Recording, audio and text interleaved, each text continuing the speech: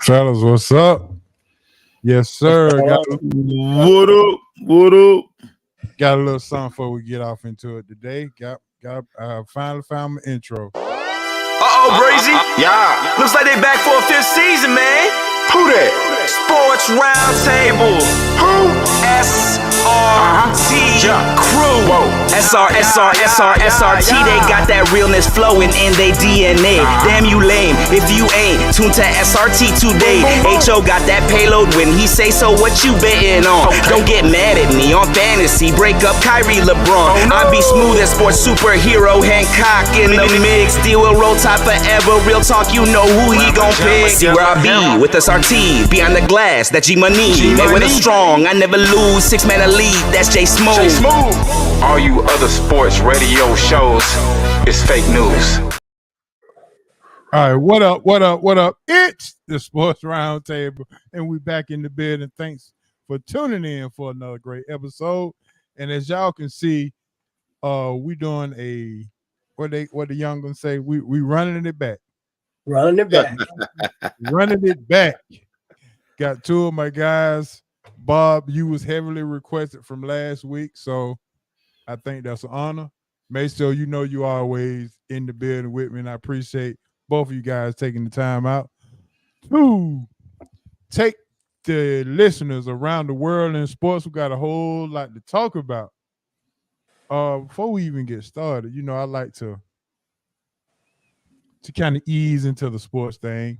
I'm gonna wait to tell my joke or my riddle later on in the show, so y'all be prepared for that. Be prepared for that. But I will like to get you guys' opinion on this. Make sure I know you're a big Power fan. Your thoughts on ending one Power Universe and bringing on another Power Universe. Your thoughts on what 50 is doing over there in the Power Universe, and are you sad that no more Tariq and whatever the case may be?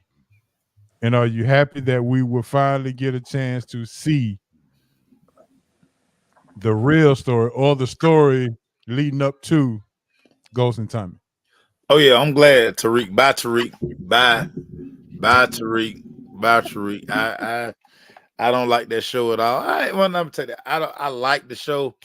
I don't like the fact that Mary J. Blige is the hardest character on the show.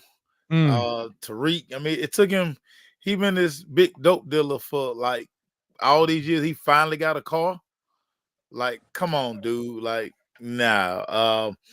I am glad that we are getting a Tommy and Ghost, right? Like, prequel how they got started. Because it just seemed like Raising Kanan. Because I'm kind of like every time I'm watching Raising Kanan, I'm like, when are we gonna get to Tommy and Ghost? So I guess that's why we not getting to it. So I'm not gonna miss Tariq and Bobby Brown and all them people at all. Not gonna miss them. I thought they probably should have finished that show last year, but it started getting crazy once they killed Tejada, the daddy. Yeah, I just I'm not gonna miss it at all. 50, good job, 50, good job, 50 Cent. Okay.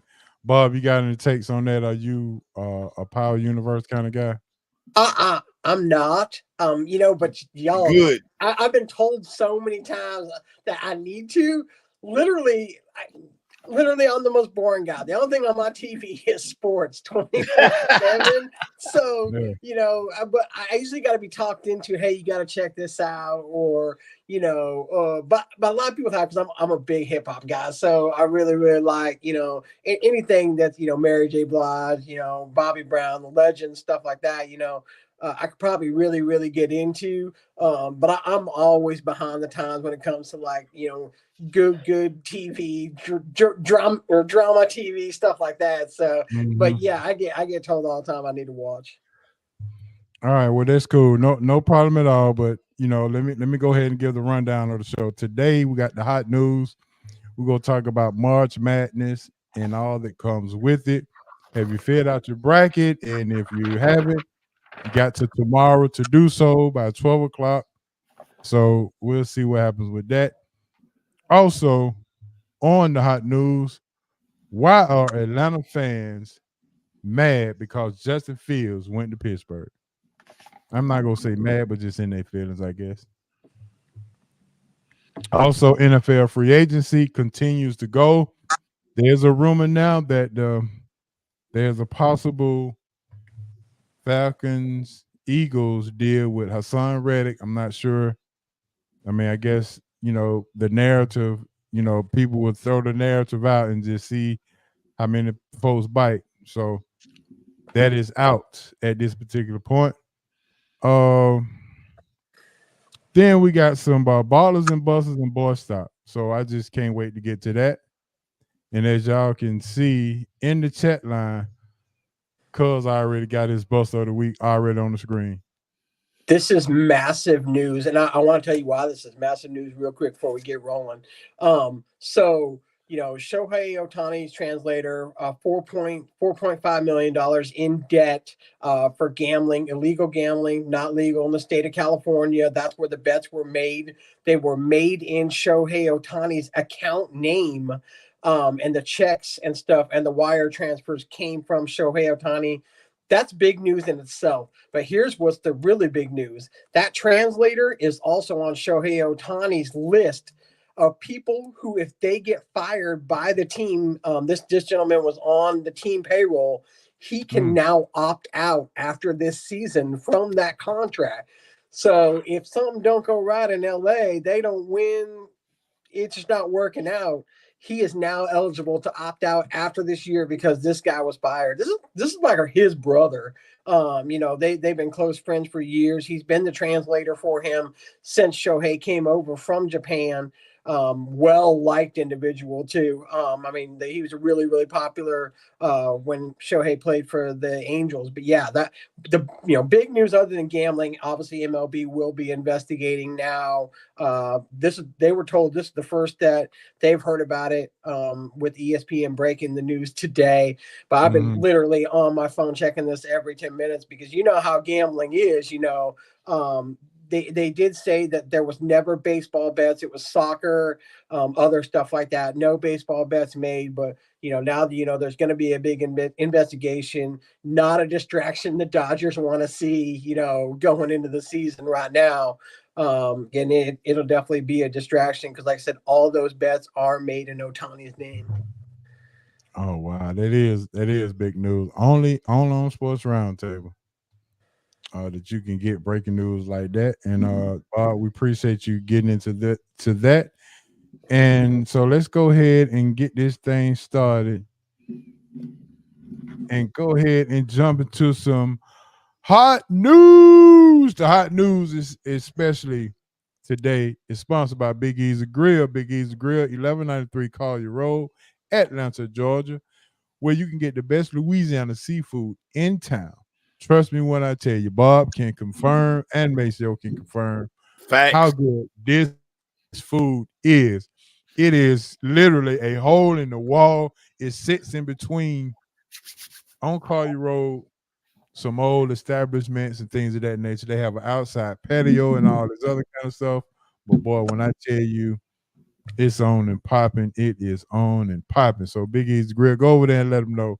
SRT Central Sports Roundtable, and we own and popping, and you get 10% in the meals, $25 or more. All right, March Madness is in.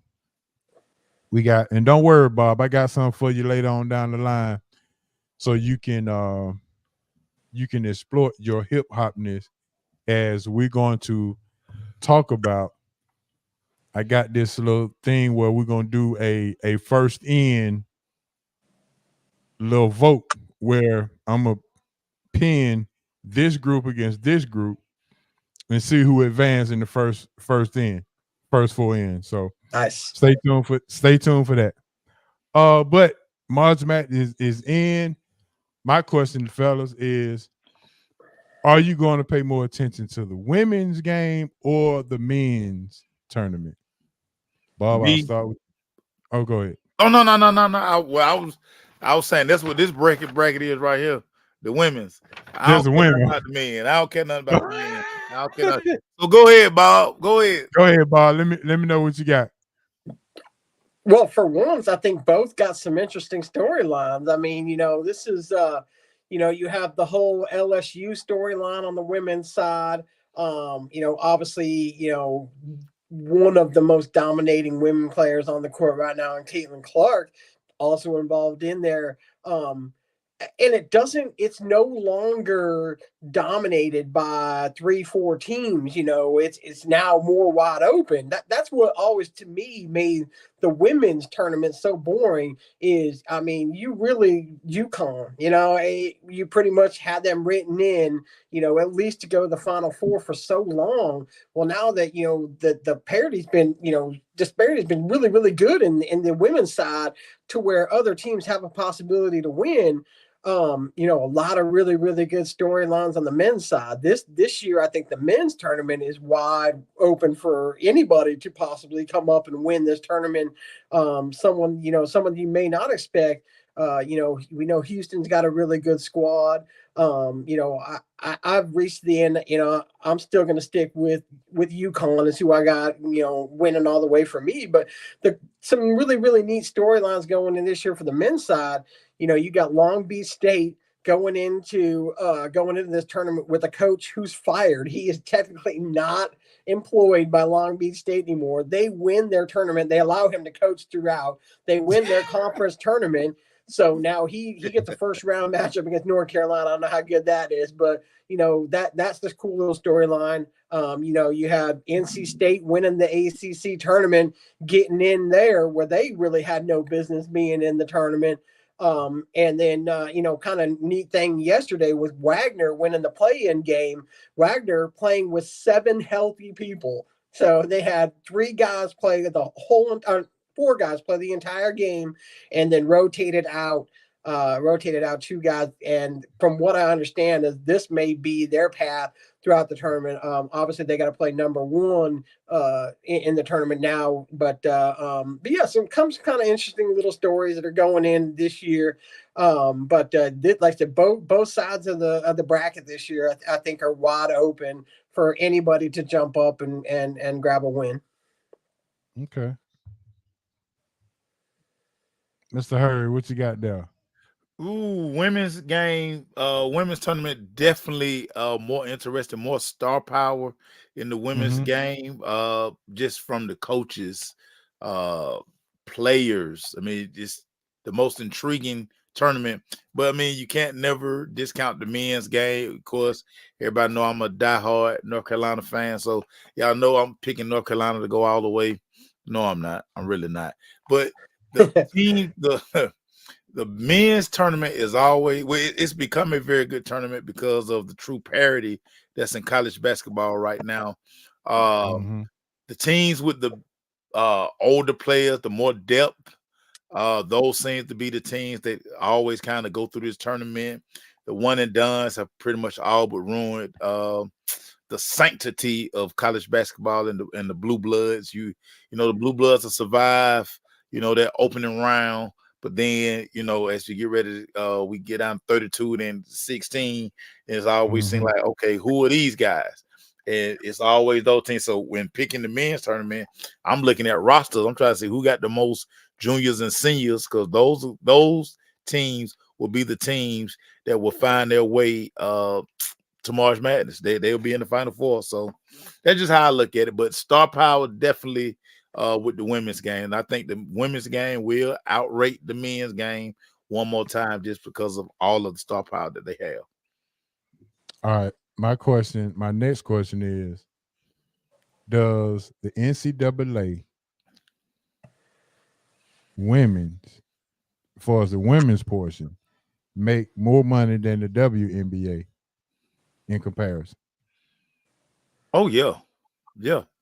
By a long way, because we know that a lot of these ladies are going to take a pay cut when they leave college basketball and go into the WNBA. We know that probably the top salary in the WNBA is like maybe $200,000. You got a couple of girls who probably get like $230,000, $240,000, something like that. The women, of course, we all know they make the majority of their money going overseas to play. And what that does to the ladies, as soon as their season ends overseas, they're coming right back into the WNBA. And a lot of ladies, especially they're playing in championships overseas, they probably missed the first 2 weeks of the WNBA season. I remember we covered Atlanta Dream, so Tiffany Hayes, Elizabeth Williams, they would always be a week or two late, and it kind of would always have the Atlanta Dream kind of off to a slow start. So I mean, Caitlin Clark, the Angel Reeses, these girls making so much money NIL that they would definitely take a pay cut when they jump into the WNBA. It's sad, I know, but I mean, playing in front of 3,000 people versus playing in front of 17,000, 18,000 people in NBA arenas. I mean, the disparity, like, from how the women travel to how the men travel, but all of the money is made in college, and then WNBA, these ladies just don't make enough money. Is there a sleeper team in the women's bracket that you have that most people not paying attention to? Oh, not me. Not you. I'm going all blue bloods. I'm going blue bloods. You're going chalk with the on the women's side.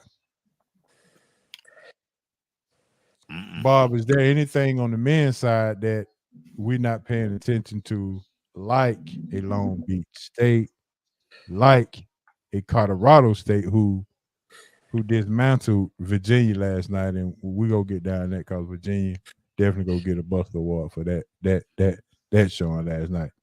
But Bob, do you have a sleeper in the men's side that could give somebody some hope? There's a couple. One, a lot of these are being a Gonzaga fan, I'm a 10 p.m.er, so I watch a lot of these games late here. And one team that's really, really slept on right now is actually Washington State. They're a really, really good team. Maceo put it really good. You're going to look at those teams that have stayed together for such a long time. That's why, when you see these like mid-majors make a run in this tournament, it's because they've got, 4-year guys that have played in those same teams, that they're really, really good system basketball players. St. Mary's is another good one that wouldn't surprise me if they make a little bit of a run. They got a good side of the bracket. They actually dethroned Gonzaga and won that conference this year. And they just have a really, really good squad, a veteran squad. So I like them, but I still think coming down to it, I mean, if anybody's gonna be a surprise team as far as someone that doesn't win it often, like I was just saying, Houston's got that chance in the NCAA men's, but when it comes to the women's, it's still going to be, like he said, the blue bloods. It's hard to take it, because those other women's teams just don't have that star top player to get them to, maybe as far as the Elite Eight. But yeah, when it comes down to the Final Four, you're going to see the same well-coached teams making it there. Gotcha. Maceo, yes, sir. Has NIL hurt Gino at UConn as far as the women is concerned? Because it's been the streak of him going to the Final Four. Now he has a streak of not going to the Final Four. So, I mean, a lot of people are asking, what's going on with UConn? What is the issue? Is the parity, is the playing field has evened out because of the NIL deals? And now we finally he's not getting all of the 5-star players, like Caitlin Clark. Why didn't she go to UConn? She ends up at Iowa, and she is really just light side of Iowa. Juju gets to USC. Yeah. I mean, it was long time ago, back in the day, you knew any top women's in the top 3 or top 5, UConn and Tennessee, they was going to get. So I'm asking, do you think the NIL or the parity has made UConn women not so dominant now? Oh no. I got 2 words for you and 2 more. So 4 words for you. Dawn Staley, Naia Ivy. These Okay. 2 ladies have basically split the country in half. And oh, by the way, let's add Kim Mulkey down at LSU. The monopoly that Gino had once upon a time is long gone. All of those ladies that were going to UConn, once Dunn got to South Carolina, all of those ladies started going to South Carolina. Then you had Naia Ivy, who once she got the Notre Dame job, she was one of the best recruiters in the country as the assistant. And once she became the head coach, now you got those other girls that are going to Notre Dame. You see Juju. USC has a very storied program, and USC uses NIL to their benefit because you're in California. If you're a star, you're gonna get the branding at USC. That a lot of people don't know this, that Dr. Dre plays a huge factor in USC athletics. If you always notice, every kid, pretty much, if you're a star at USC, you're gonna have a beach deal. Then these kids are always giving, like Juju just gave all the girls beats before the Pac-12 tournament. So Gino is kind of at a disadvantage now because, I mean, he's in Storrs, Connecticut. I don't know if anybody's ever been to Storrs, Connecticut. It is nothing there. And it's cold as all get out. Now these girls are going to Columbia, South Carolina. It's a little cold in South Bend, Indiana, but they're playing for Coach Ivy. It's just one of these things now where Gino, the way he used to could just show up in somebody's living room because he really had no competition, especially God bless the dead. Once Pat Summitt passed away at Tennessee, there was no competition. It was either you went to Tennessee or you went to UConn, and they battled for the championship every year. You know, if people forget, Maya Moore almost went to Tennessee. So imagine Maya Moore goes to Tennessee, then Gino don't get those last 4 that he got. So you just look at like an Angel Reese. All of these girls, if you didn't have the type of coaching that we have around the country right now, all of those girls would be at UConn.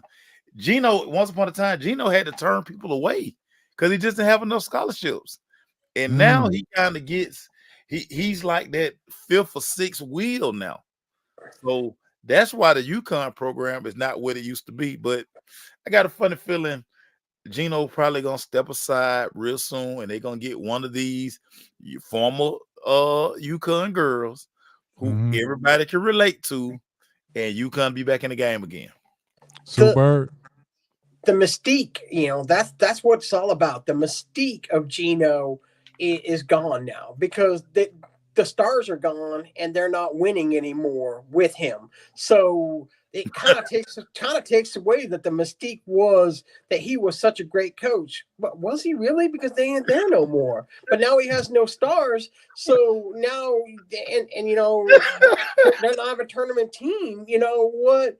You know, maybe it was all the, you know, superstar players that he rolled in there one after one after one after one. Like Maceo just said, it was literally a 2-team competition back in the day. You know, if Pat Summitt didn't get him, Gino got him. If Gino didn't get him, Pat Summitt got him. It was who went to the living room first, made it there, and convinced somebody's mama that they needed to come and play because they were going to offer a good education and you were going to play with 4 other massive stars, and you were basically giving yourself a free trip to the WNBA and, you know, being able to play ball out, you know, after college and stuff like that. That's what he were able to offer.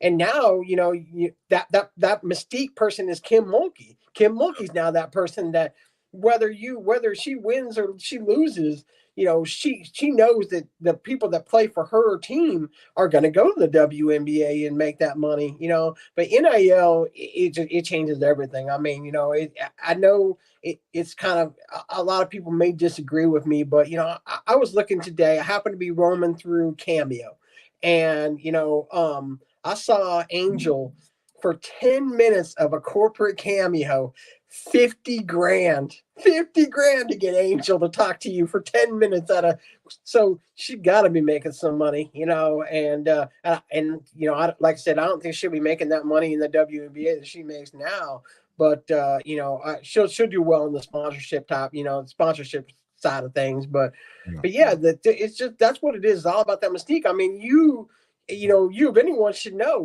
look, once Coach K stepped aside, the mystique of Duke, a little bit of that went away. I wouldn't say obviously that it's fully gone away, but it isn't what it was when Coach K was the coach of that team. He was, the mystique of getting to play for someone like him was, a big draw to go into Duke. But once he ain't there, now they have to play an even ball game in the NIL, because you ain't got that crutch of, hey, I get to play for the great Coach K, and you do lose a little bit of that mystique. So it is all about, who wins now. That's what it is. Who wins? If you ain't winning no more, you ain't getting those players to come up there. So basically what y'all guys are saying is that the new coach at Alabama is what's his name again? DeBoer. Yeah, Kalen. DeBoer is going to have a hard time trying to overcome the loss of the mystique loss of. But that's why he's the head coach of Alabama, because no one wanted to be that guy that stepped in there to have to fill that mystique shoes. I mean, if anybody don't believe that he was like the 6th or 7th choice, I mean, they're dreaming. I mean, that's not who Alabama wanted, but because, it came down to, now we got to find the newest, hippest head coach, around. Once their top 5 said absolutely nah, I'm good where I'm at. Let me get a raise from my guy where I'm at now, and then I don't have the pressure of having to follow that. I mean, I wouldn't want to, that's for sure. Cool. All right. So yeah, that was a good breakdown, fellas. Maceo, do you remember the recruiting of Maya Moore with Tennessee? Oh yeah. And Gino, some stories that had got out was that on 3/16 they had rented some apartments out to have somebody there at all time going to lunch at Collins Hill to eat with Maya Moore at any given time. Oh yeah. And any other stories that you heard? But what made it crazier, people have to remember, this is where Gino and Pat fell out, because they had a wink deal that you only recruited from this part of the country to that part of the country. And Maya Moore was kind of in the Tennessee area, and Gino kind of jumped the gun, like, you're not supposed to be recruiting her because she's from past that line, Gino. Mm-hmm. You crossing the line. So that's what him and Pat kind of fell out. So oh yeah, man. The recruitment of Maya Moore, I can't wait till they write the book made for TV movie, because it was stuff of legend. I mean, she was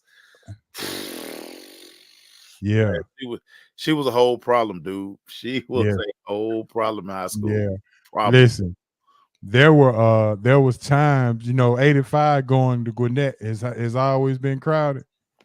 But when Maya Moore and them played on Friday night, it was even worse. And when the state tournament was held at the Gwinnett Arena, whew, boy, you couldn't even get in there. You thought it was WWE, a WWE event, as packed as the parking lot was, and it was absolutely absurd of how many people came to watch Maya Moore. People will come to see, someone that they know, is going to be the next big thing. I mean, we're experiencing right now in Carrollton with Juju, the quarterback for Carrollton. I mean, this is a small city that don't see a lot of action. All of a sudden, we've got, a guy that, people are already anointing a future number 1 pick down the line. And, the insanity of what he's brought to the city in that high school, and the traffic of people when they were coming to watch him play high school ball is not people what we're not used to out in this, in the farm towns out here. So, but yeah, people like that. When you got a star, people want to be there. They want to say, "Oh, I watched them back when they were first playing." That type of thing. Okay. All right, fella. Let's move to our next topic. Mr. Justin Fields. He gets a deal. Well, he gets traded to the Pittsburgh Steelers as a backup. Maceo, people in Atlanta land jumped all in their feelings when they found out that he was traded for a conditional 6th-round pick that could possibly move up to a 4th round. Your thoughts on the whole shebang and why people in the ATL mad? I'm sure you broke this down on your show the other night because I heard you was trying to tell Bobby Flay that, hey, y'all don't get it, y'all don't understand it yet. But I'll let you go ahead. Well, I mean, it's just utter madness. Well, let's get the elephant out the room first. Atlanta fans just want a running, exciting quarterback. They still not over the Mike Vick experience. So look at like Lamar. They were fiending for Lamar in free agency last year. This Justin Fields thing. I mean, just the theme. And I was trying to brace everybody before free agency even started. There's no market for Justin Fields. And the thing that made it super clear is once Mac Jones was traded from New England to Jacksonville, that basically showed you the market right there. Like nobody is giving up multiple draft picks for Justin Fields because and Harv, you heard me say this a million times. You have a social media market. That's all the idiots. Because I just so wish so many times so many of these folk could just be a GM for a day. It would just blow their mind. And then it's the true decision makers, the 32 GMs, the owners, the coaches. They determine the market. So if you got 32 guys, and so I always try to make it as simple as possible because sometimes people act like they don't understand. It's just like your neighborhood. If every house in your neighborhood is selling at $350,000, and you all of a sudden telling everybody, I'm on $1 million for my house, what's gonna happen to your house? That big gonna sit on the market. Yeah. Nobody buying it. So if there's no market for your $1 million house, dude, at some point you're gonna have to come down. And then this crazy thing that everybody trying to say that they tried to do right by Justin Fields. It was 4 other teams. That's lies. That's lies. Because if it was 4 other teams and somebody offered a better deal, you're taking that better deal. It's not your job as a GM or owner to make sure a player lands okay. He's not your problem no more. You just try. Again, everybody knew it's the worst kept secret in the world that Chicago is taking Caleb Williams. They can't bring in Caleb and have Justin still in the locker room. It was never going to be that. It was never going to be that. But again, in social media world, y'all know I say this all the time. People just type anything on these apps. They just be typing. They have no premise or no base.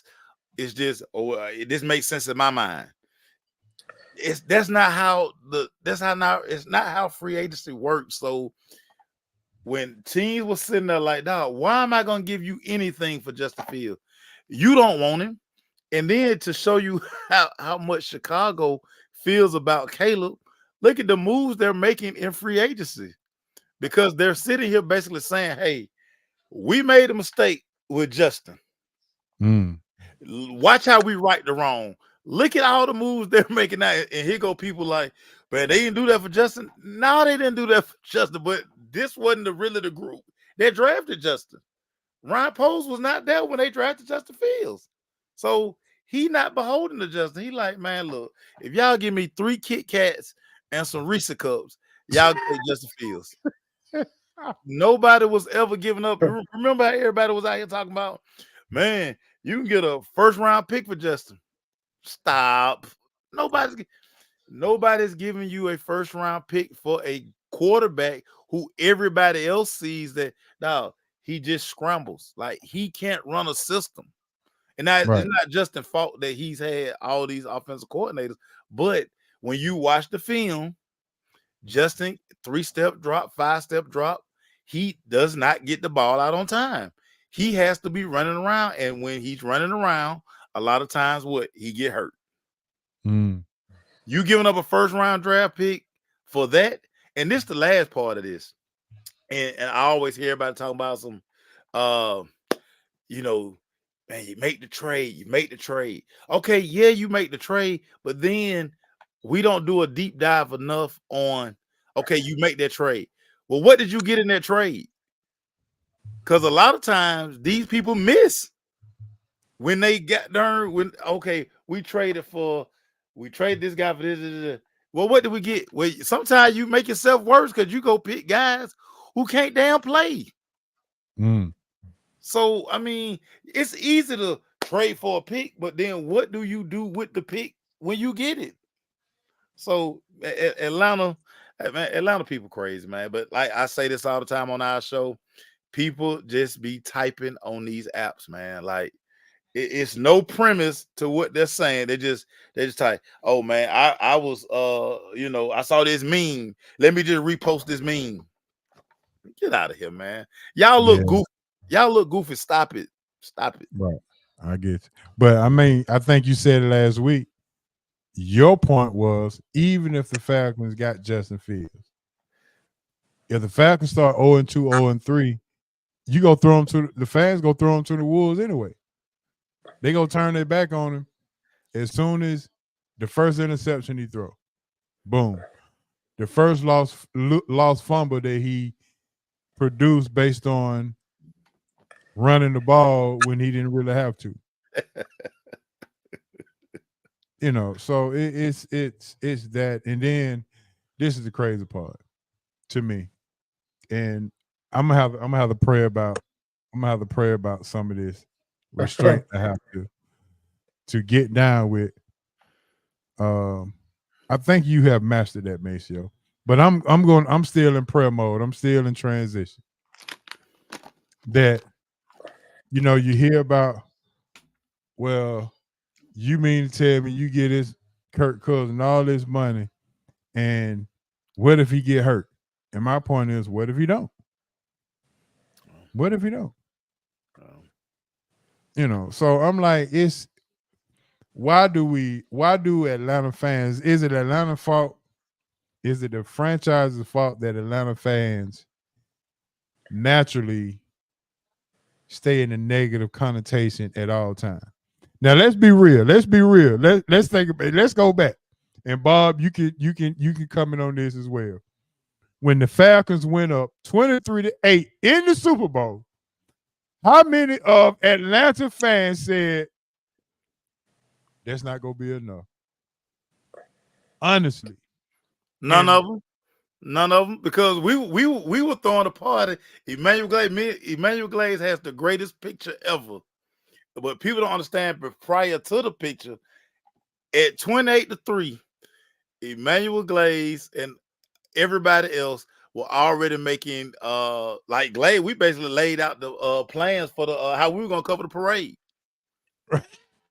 I mean, it was like, it's no way that the Falcons are gonna lose this game, dude. People running up and down Cascade.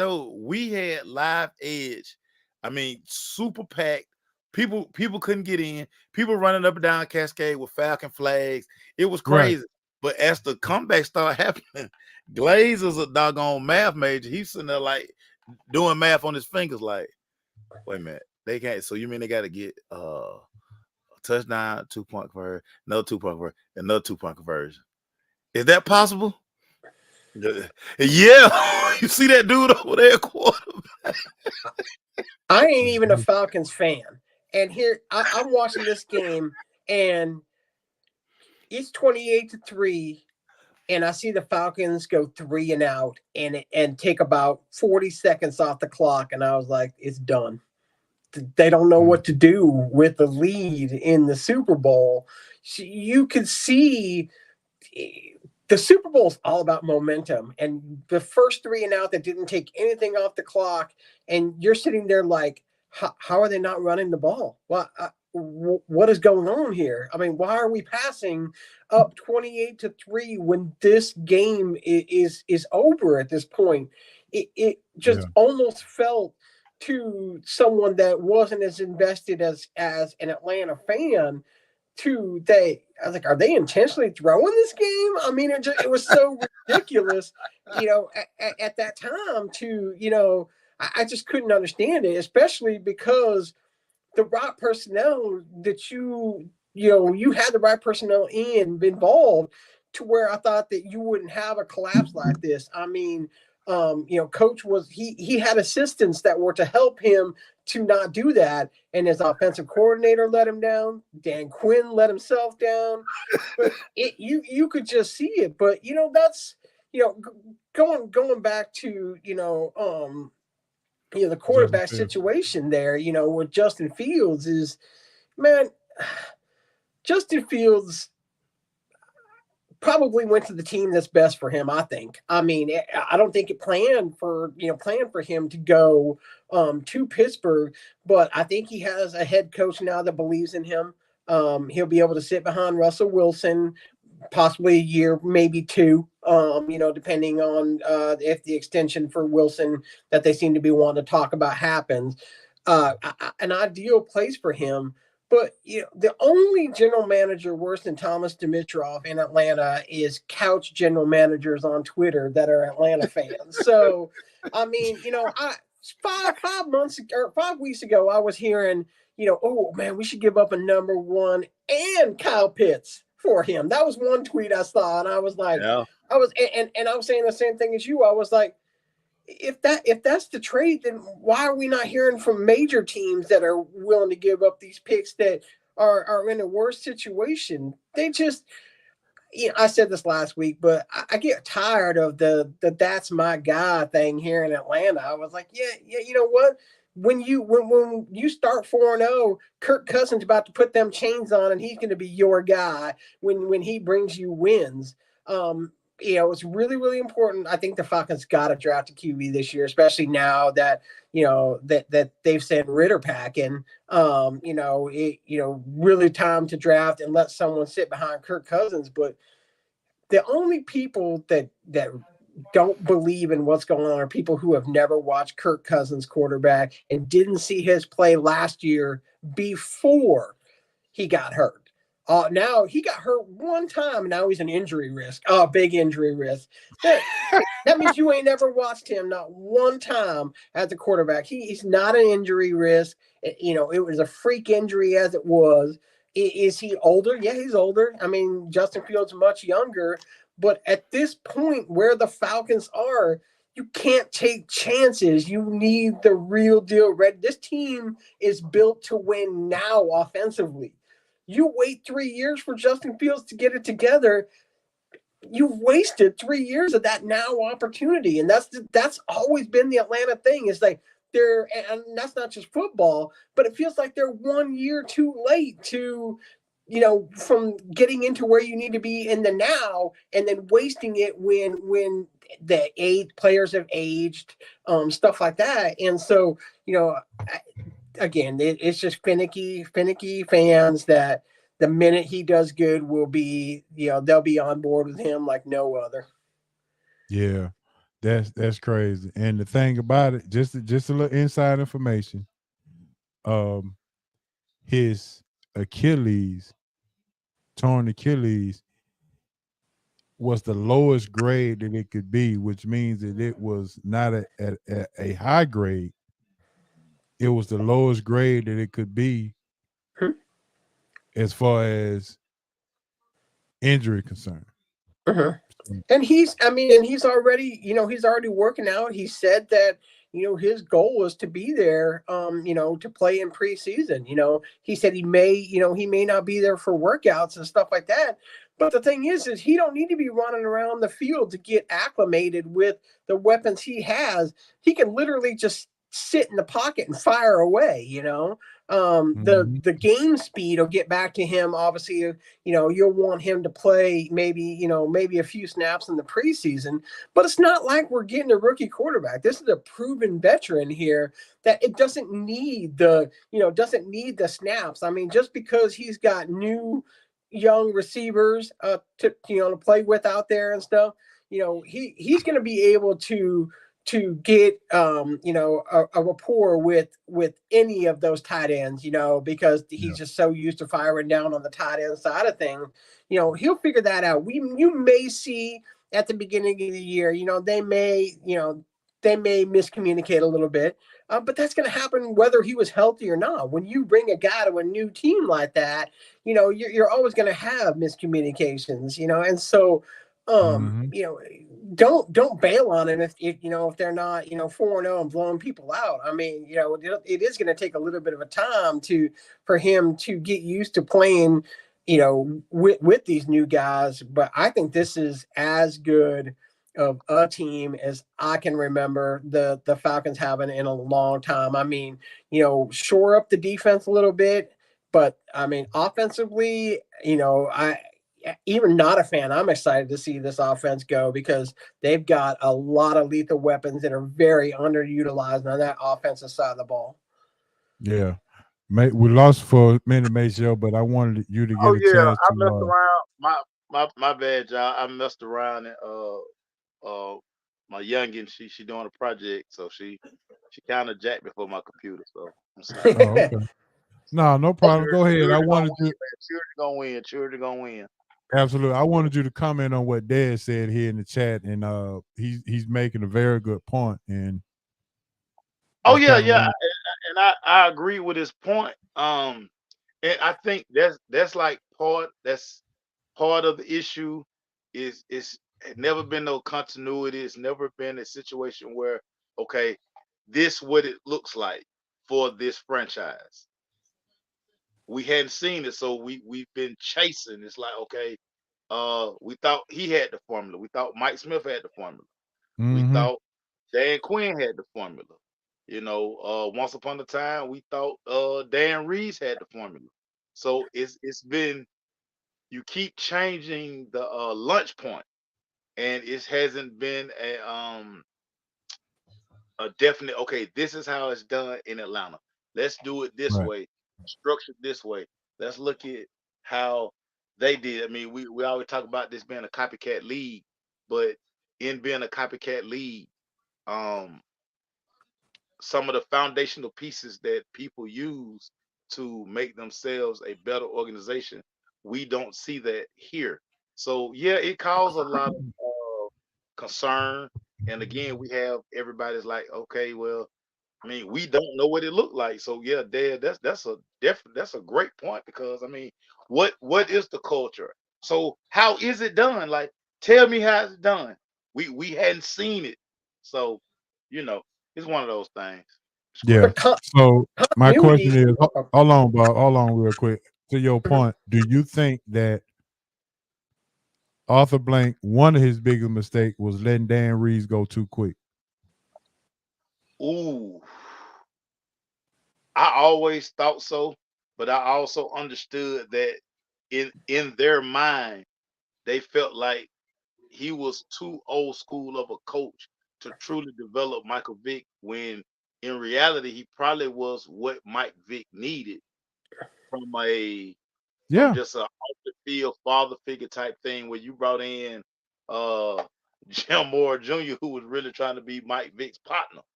And we saw how that turned out. And Mike Vick took advantage of, guys, a lot of guys need structure. And we saw when he played for Dan Reeves, when he played for Andy Reid, when Mike Vick had structure, he had everything working in his favor we saw his athleticism flourish. So yeah, definitely. Hindsight 2020 though, yeah, they definitely made a mistake letting Darren Reeves go. Definitely. Because to that point, I wanted to also mention that when Dan Reeves was here, he had his highest percentage as far as passing with Atlanta with Dan Reeves. Yeah. He was sharing the ball. He was more of a pocket passer than really a entertainment piece, with Dan Reeves here versus when Jim Mora came and took over. So I just wanted to make that point and get that out. All right, Bob, you wanted to go ahead and. No, I was just going to say continuity. We talk about continuity and stuff. The continuity is what gets Atlanta football in so much trouble. They're always, it seems like over the recent years, I would say at least at the 12 I've been here, that sometimes they tend to hold on a little too long, more so in upper management than I would say as far as head coaches.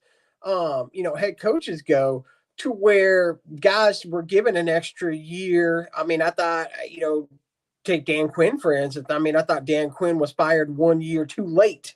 Yeah. So it seems like, the continuity is what gets us in trouble. But I mean, no one understands Falcon fans more than I do. We, diehard Seahawks fans, we have one title. And this is how it was in Seattle because we hadn't won. I mean, the Sonics had won a title in 70, 79. That was it, And so, we've been down this street where, it's like, what do we got to do? And when the next big free agent was that, why didn't you go get him? Why don't you want to win here? And then to find out that the Seahawks did it by drafting, getting everything. And that's what I always want to tell Falcons fans. This is how they're doing it. They're finally drafting. These guys are starting to hit now on the draft pick. Once Dimitrov got out, now we're hitting, and that's what you really have to do to build a continuing winning foundation, not just hey, we won the city that championship. Now we spent way too much money and we got to go right back. I call that the Saints playbook. Just spend to win one title, but now you're broke and now you're going to lose for a bunch of years because you ain't got no money.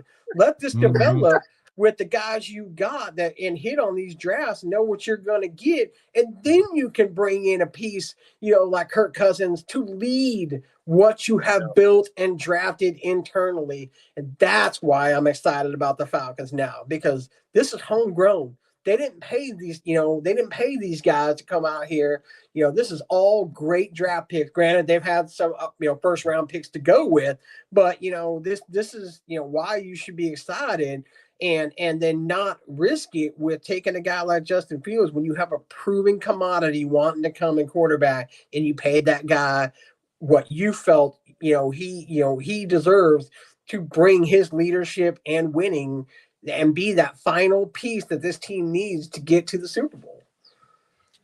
My last piece I want to say on this Justin Field thing, why is it that the powers that be on these networks have a problem with the Falcons signing Kirk Cousins, and their main point is he's only won one playoff game, and they bumping for Justin Fields, but Justin Fields hadn't even been to the playoffs.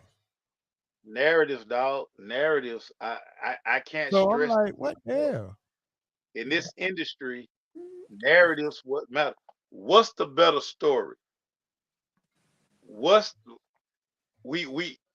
so TV media with the big, the big boys, as they like to call themselves, terrestrial, or whatever that may be the case.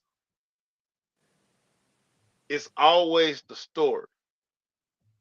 What's gonna get the clicks? What's going to it's sexier to talk about why didn't nobody want Justin Fields? They know the answer, but it's sexier saying that than, oh, Kirk Cousins is going to a team that has all of these weapons and he may be the missing piece. That's not a good story. So and this is why y'all always hear me say, be careful in when you watch these TV shows because it's a TV show. Be careful when you're reposting a lot of stuff because I can tell you for a fact if you get a lot of these guys by themselves, they're not going to say the same stuff that they say on TV. They're not. Mhm. Right. And Jerry and that Jerry, boom. Boom, Jerry. Boom. What's sexy about Kirk Cousins? Every time Nothing. they show Kirk Cousins is doing that with the chains. You know that, but it's not enough of that. So it's easier to we can dissect the 7 ways to from now to the draft to OTAs. How man Justin Fields got screwed. Because when you see Kirk Cousins, it's gonna be, it's Achilles ready. We know when he's on the field, we know he's gonna be getting the ball out. That's not sexy enough. The better story is Justin Fields and when will he be a starter again? When will he be back? So that's what this always is, and this is why I can't stress. Y'all are always gonna hear me say, "Cut off the TV." It's Cut a off TV show. TV. They have Right. producers. They have. This is the story. That ain't the story. It's just like I'm gonna give y'all a quick. I'm gonna give y'all a quick one real quick. Watch how now we all know that Jokic should be MVP again this year, without a doubt. Mm-hmm. That's not sexy. He don't want it back to back. To give it to him a third time is gonna be. How many ways can we tell this story?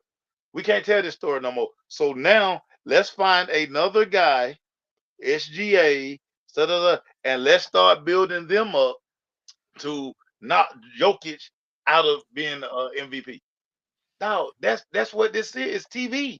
It's the story. Mm-hmm. They got the Right. best story. The NFL marketing machine put all their chips in with Justin Fields when he was a rookie to make him, be bigger than life. When you get that NFL marketing machine behind you, you start getting the commercials, you the big name. So what's a better story for the NFL marketing machine than Justin Fields to go home to Atlanta, be the story, and they could write a whole season. It's like, I tell you, I don't watch a lot of TV other than sports, but what a great episode of TV that would be with Justin Fields coming home. We could follow him every single day, and well, hey Justin, it's good to have you back here in Atlanta. Oh, we really wanted you. We really wanted you. People don't realize Kirk Cousins, he kind of got a background here. I mean, his wife's from here. He really, really wants to win for this city. But it ain't as exciting as if Justin Fields would have won a championship here in Atlanta. But Mm-hmm. that comment was exactly it. Kirk Cousins is boring, man. He is, But Yeah. y'all gonna love him when he wins you a Super Bowl, won't you? Yep, exactly. All right, my last topic on the hot news is NFL free agents. Yesterday, did Aaron Rodgers just get a lift of motivation when Mike Williams signed with the New York Jets, or is the NFL trying to increase the Jets' chances of being good? I look at it like this, Ho. Everybody in the Meadowlands over in Jersey, they know this. They really know this. This is a one-shot deal for these Jets. Mm. You got to push all the chips in on this season right here, because I'm telling you now, the head coach, if this don't work, out of there. AA run, out of there. Don't be surprised. I put this out here the other day, and I put it in one of our groups. I hadn't put it for public consumption yet. Just look at all the moves the Jets are making free agency. I'm telling y'all now. Don't be surprised with that first round pick. They take one of these big time wide receivers to put opposite Garrett Wilson. Dog, Don't be surprised if Rome Odunze at 9 goes to New York. Y'all heard it here first. The Jets got to push all their chips into the middle of the table because Woody Johnson and crew, they banked on a 40-plus-year-old quarterback coming in and just making all their lives easier. They got one shot. Dude, they're going to fire everybody after this season if this thing don't go right. And they got to start all over. So, I'm not surprised. I'm not surprised they signed Mike Williams. They're going to draft a wide receiver in the top 10. Watch. Right. Yeah. Okay. Also, the Falcons signed what is it? Katavius Sweat. Signed him back. Good move. I think he played pretty well coming over from Philadelphia and had plenty of chances to make this contract worthwhile because Grady got hurt, so he had to step right in and play pretty decent. So just wanted to get y'all thoughts on what the Falcons offseason has done, with signing Cousins. You got Mooney, Ray McLeod. You still got a couple of guys out there that you hadn't signed, like a Calais Campbell, Bud Dupree. What is it, in your opinion, what else do we need to do? Are the rumors of trying to trade for Hassan Reddick, is that going to be something that is a possibility? My question also for you, Maceo, and Bob, is there a possibility we can trade back from 8 and draft a Chris Braswell, who's the opposite side DN at Alabama, and get him in the later round? You still getting your DN, but you're picking up possibly more picks to solidify your offensive line and your defensive line. Just wanted to throw all that out at you. I know that's a lot, but I'm sure you can decipher through that. Maceo, what you got? Yeah, listen, I think the Falcons have had a very good offseason. I think free agency, they had a plan. They clearly had a plan, and they stuck with the plan. Of course, they still have some more stuff they probably need to clean up, and they're going to try to have it hit in the draft as well. I think they're staying at 8. I think they're going to stand pat at 8 because they want to get whoever their guy is. And the draft is kind of funny now because now all of a sudden it's starting to get out that Minnesota wants to move up to 4 to get their franchise quarterback. So if they move up to 4, that's going to knock Arizona down because guess what? Arizona don't need no quarterback. A lot of those other guys don't need quarterbacks because those guys are going to kind of fall. So if Dallas Turner is the guy for the Falcons, I still think they're going offensive tackle because I think they have to because they drafted Kirk Cousins. So I think they're going to stay at 8 because they have a couple of scenarios on their board. And the more people want quarterbacks, I think it's going to be this frenzy. We know the top 3 picks going to be quarterbacks. Arizona don't need a quarterback, so their phone's going to be ringing. So I'm hearing Minnesota's going to jump to 4 and get McCarthy or whoever it is. I'm hearing they love McCarthy. So McCarthy's going to be a top 5. Lord have mercy, y'all. McCarthy's going to be a top 5 pick. Whatever. But yeah, so I think the Falcons going to stay at 8. I think they got somebody in mind that they want, and they're going to get that guy at 8. I don't think they're going to trade back. All right. Bob, you want to touch that? Yeah, too much to need to be moving down in the draft. I think like you said, offensive, you always want to protect their brand new quarterbacks you brought in. That's good.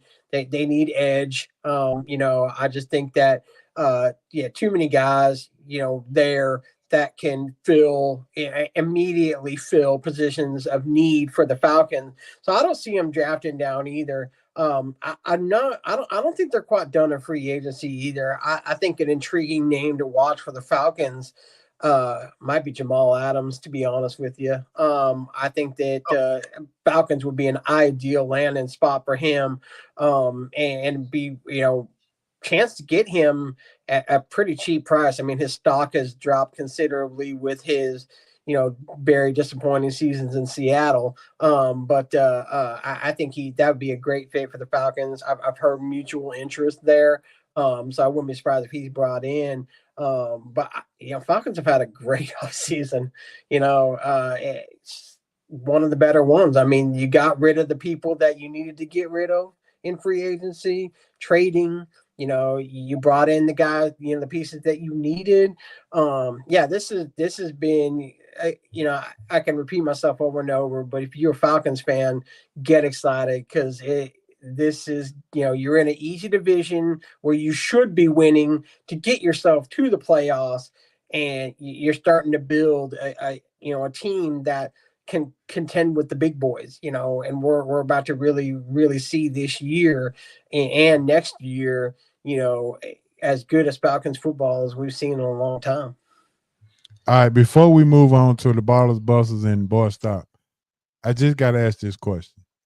If you got the number 8 pick, if you stay at number 8, and you got Joe Alt, you got Roma Duze, you got a Marvin Harrison, if he happens to fall, you got Brock Bowles, you got Dallas Turner, you got all these guys here at 8.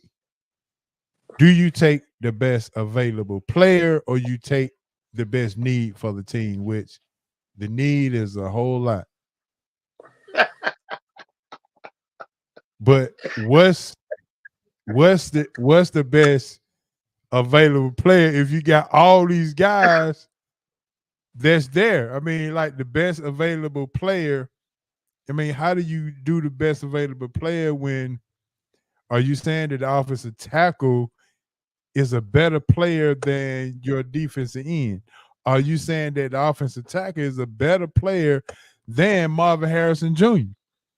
Or are you saying that the offensive tackle, Joe Alt, is the biggest need that we have to have because we've just invested $100 million contract into Kirk Cousins? I mean, so I'm just asking. So make sure I let you go first. Best available, better player, or best need, best fit? We do know this. If the Atlanta Falcons take anybody who catch passes, this city will lose. I'm talking about this city will lose their mind. So don't worry about nobody running routes is gonna get drafted at 8. Don't worry about it. That's not gonna happen. If they take a handoff, if they run routes, they're not being drafted. So again, I'm going down this hill because you invested in Kirk Cousins and you understand more than anything, you have to draft offensive. You got to get better on the offensive line. You got to take the offensive lineman. This is a deep draft for defensive ends. You can get your defensive end, but you got to protect your $100 million you just spent. Is no good if every time you look up, Kirk Cousins is fixing the shoulder pad, and Jake Matthews somebody help him up. That does that does them no good. So I feel like them taking Kirk Cousins, they pretty much told us how they're gonna draft. So you gotta go offensive line. You got it. No, you're gonna have an opportunity to get probably the best tackle in this draft board. And so we always talk about order of importance. Quarterback, protect the quarterback, go get the quarterback. You got the quarterback, now you got to protect him. So that trumps everything else, because if your quarterback is on his back, you can have Joe Montana. It don't matter if you can't protect him. So I think they're going offensive line with their first pick. They better draft a fat guy. They better draft a fat guy. There better not be a skinny running guy on the Falcons board. This is a fat man's draft for the Falcons. The good thing about it, though, is, we talk about the best on the board, HO. the best on the board are going to be gone before it gets to the Falcons. I mean, the needs of the teams that are drafting before the Falcons are going to take the impact guys one after the other. So when it comes down to, the Falcons' time to pick, you're really going to look at, Alt, obviously, is who I think that would be the best pick for the Falcons. If he's not there at 8, I mean, again, Dallas Turner would honestly be my pick at 8. But yeah, just know you got a guy that's coming off a fresh injury, and like I said, you can have the greatest quarterback in the world, but yeah, if he ain't got time to throw, then you might as well have Justin Fields back there. It ain't gonna matter.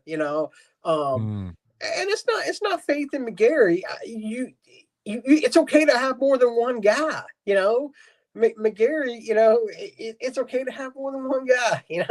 So you gotta understand that the Falcons have never really, especially in the last like 5-6 years, just had an elite offensive line. It's do they have guys that can protect? Yes, but do they have that elite speed guy that just no one, allows no one to get to the quarterback?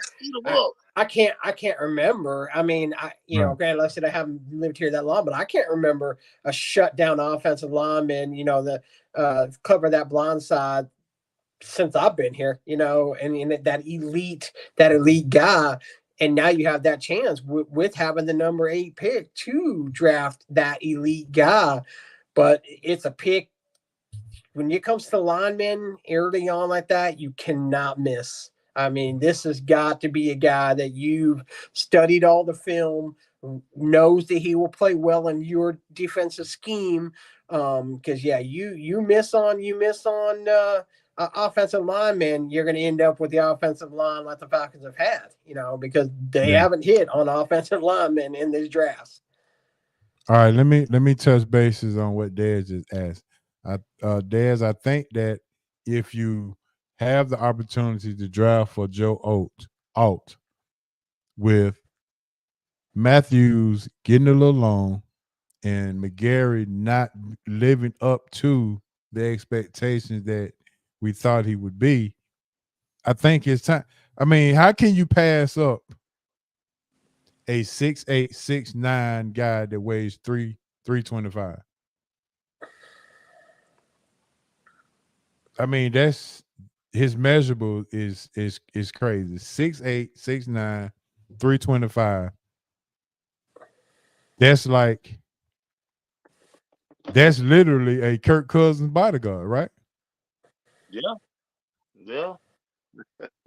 But you got to figure McGary, though, when McGary was drafted, trust me, as someone that saw plenty of Caleb McGary, I mean, he was a Morris Trophy winner. I mean, it's not like they reached to grab McGary. He health, has played a big part in him not, being what I think what was expected out of him coming out of college. But I mean, it wasn't like the Falcons reached for McGary and they drafted him top 10. I mean, yeah, they traded up to get him in the first round, but it was a late first rounder. And like I said, he was a Morris Trophy winner in college and was elite as an offensive tackle. It's not McGary that we worried about. It's Jake Matthews. Yeah. It's damn Jake Matthews, man. He's on that Jake Matthews last 2 years. He's on that lifetime contract. The only guy at the Falcons with a lifetime contract is Jake Matthews.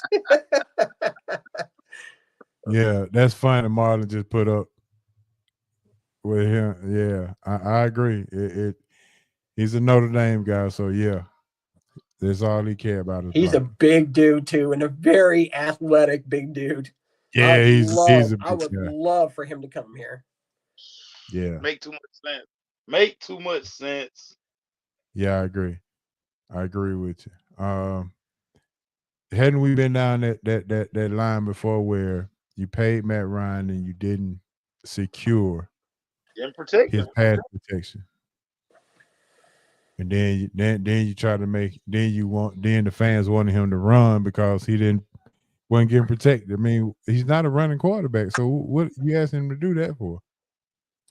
Now, who do y'all think that the Atlanta coach GMs want the Falcons to draft? Because I think that the Atlanta couch GMs want them to draft Brock Bowers. Oh, you know that. You know that. Or Lad McConkley. You know that. In their eyes, Yeah. that's the best pick. Yep, I agree. All right, fellas, that's going to end our hot news. Now it's time to get into some real fun. It is now time for our Ballers and Busters. Ballers and Busters. Man, we're going to sponsor this thing with our old Bo Bell basketball. If you're looking for some most improvement in your basketball game, Bo Bell basketball is where it is. Go to CoachBoBellBasketball.com, and he got 3 different locations: Midtown, North, and South. You can go ahead and get your basketball learn on and your improvement in your basketball game anytime. Just make sure you click on go to Bo Bell, CoachBoBellBasketball.com for more information, and Bo Bell get you right. Make sure you tell him SRT sent you, and may bless you with a discount. I'm pretty sure he would be. All right, fellas, it is time for your ballers and busters. And everybody in the chat, give me your ballers right now. We on the baller section. We got the busters, then we got the boy stops. All right, my baller this week is my favorite player in the NBA, Mr. Kyrie Irving, with the left hand game-winning floater. Sick. Oh, Yes. And what most people don't know is Kyrie was born left-handed. He was born left-handed. When he went to Catholic school, they hit his knuckles because they wanted him to write with his right hand. He learned how to write with his right hand, shoot with his right hand.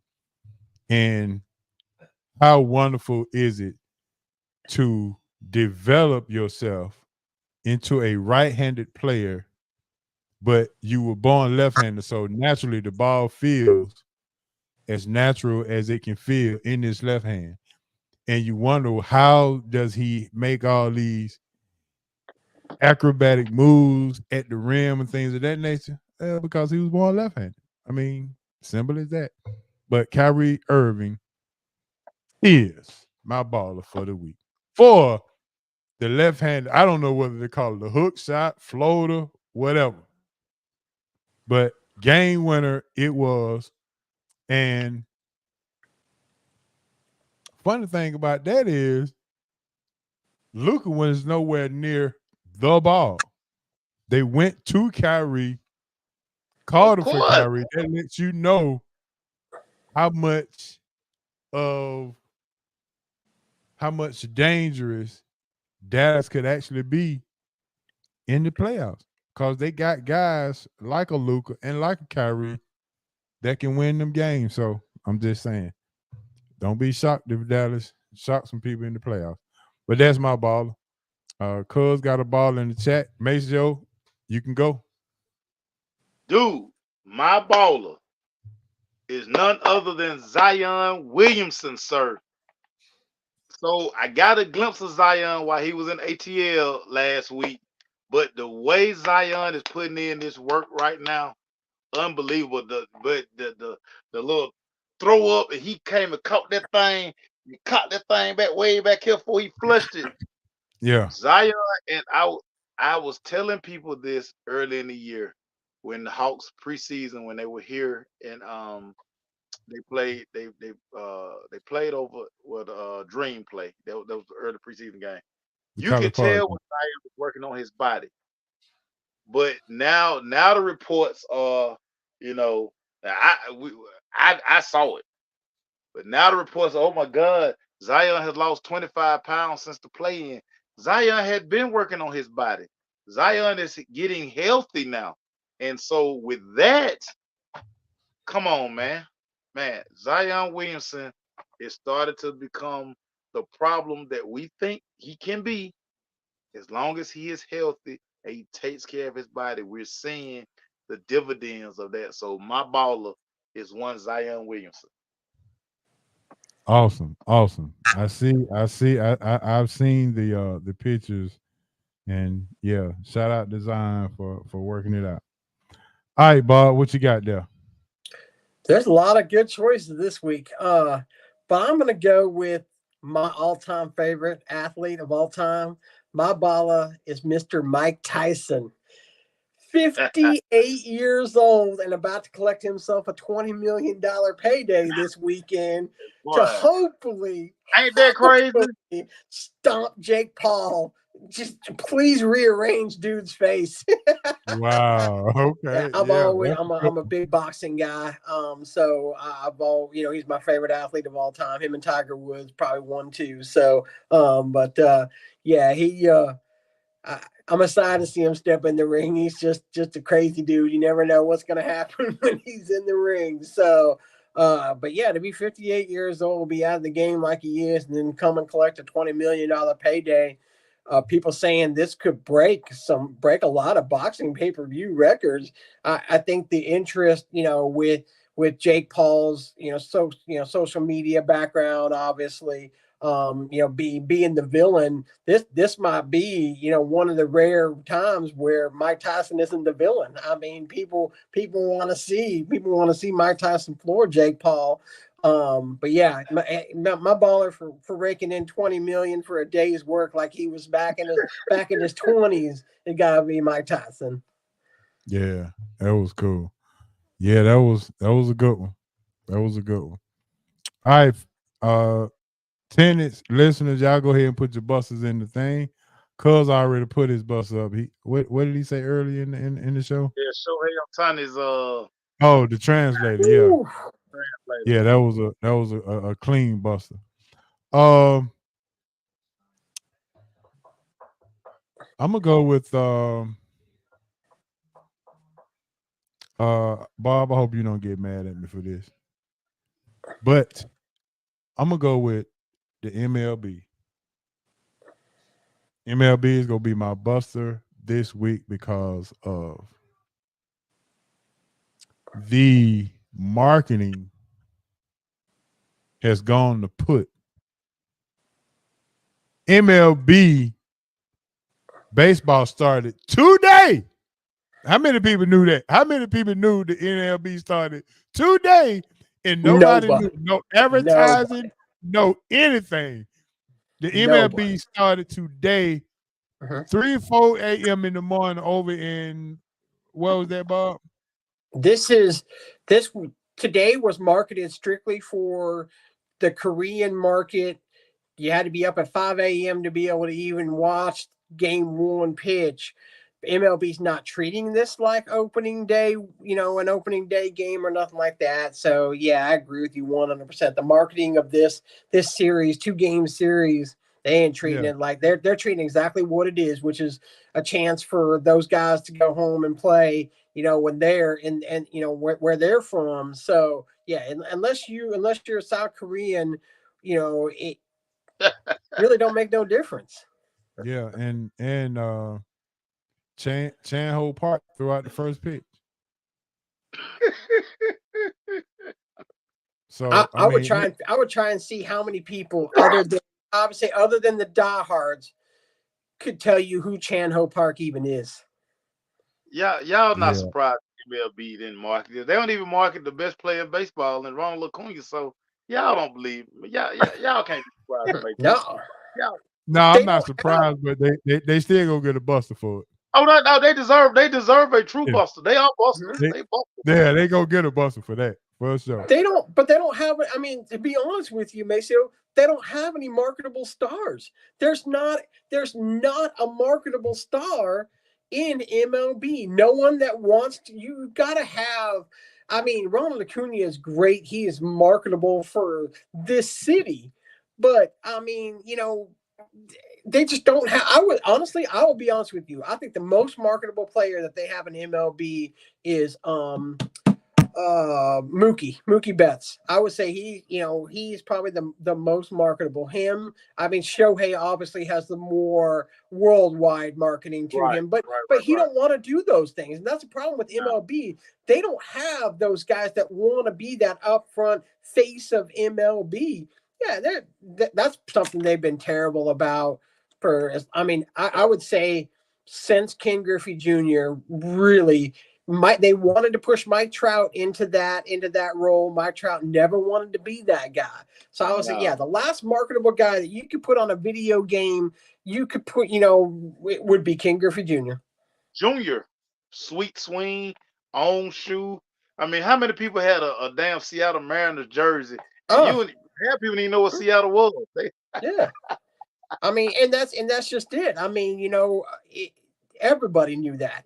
Everybody knew Griffey was the face of baseball. And there you go, Bob. Somebody showing you some love in the chat. Cuz showing you some Julio love. has that is a great one. Julio Rodriguez has a chance, but the problem is Seattle ain't nothing. So, they the only way that Julio Rodriguez is going to be the face of MLB, and you're right, he could easily be. He's charismatic. He is a good guy, but he has to go to the Yankees or something like that because he'll be lost in the sea of Seattle. I mean, because he's a great player and he'll be a good face, but he's not generational. I mean, Ken Griffey Jr. was a generational baseball player. Kids. Seattle not going to be on TV. They're not going to be on TV. I mean, every kid, white, black, whatever, wanted to be Ken Griffey Jr. in Seattle. I mean, it's just how it was. He was that marketable and that type of guy. But they've always struggled with that. And I don't know if it's just because they, again, no one wants to be that face of MLB. But you know who your guys are in NFL. You know who your guys are in the NBA. You know who your top stars are. Yeah. You couldn't name 10 top stars if you weren't a guy that followed MLB, like some of us do. You couldn't name a top 10. Yeah. Mm-hmm. Yeah. That's facts. Yep. Dare say the baseball was this bust as well. All right. Who time is it now? Oh, Maceo?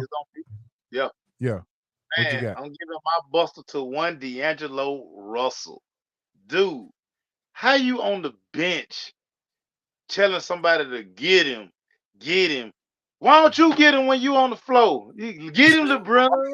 Get him, LeBron. Steph had every right to call you a beer. Yeah. You come out here. You dropped 40 the other night against a sorry team, and you was, you gloating, you getting all this love. But now Steph in town. You don't want none of that smoke. D'Angelo Russell, dude.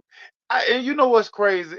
I think people really forget that D'Angelo Russell was the number 2 overall pick when he came out of college. Look at this guy, man. D'Angelo Russell, super buster, buddy. Super buster. How do you get out trash talked by some skinny and you let Steph Curry out trash talk you on the court? Really? Come on now. Yeah. I mean, Steph Curry's the type to be like, hey, your mom's kind of ugly. He don't talk trash. And boy, he was spitting him down like he was Gary Payton running up and down the court the other day. But knowing D'Angelo Russell and his history, I'm not surprised. I mean, it's just not shocked whatsoever. All right, Bob, it's on you. Your buster.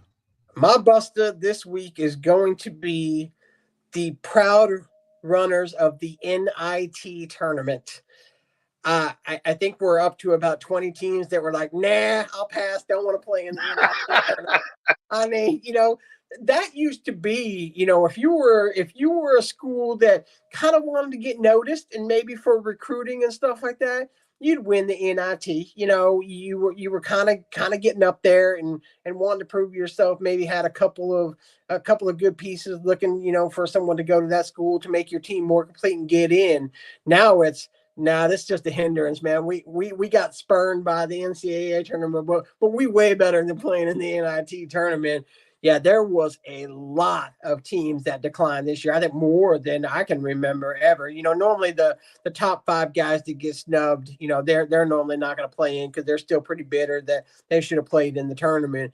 But you're always able to get at least 3 or 4, top mid majors that, again, we're ready to get noticed.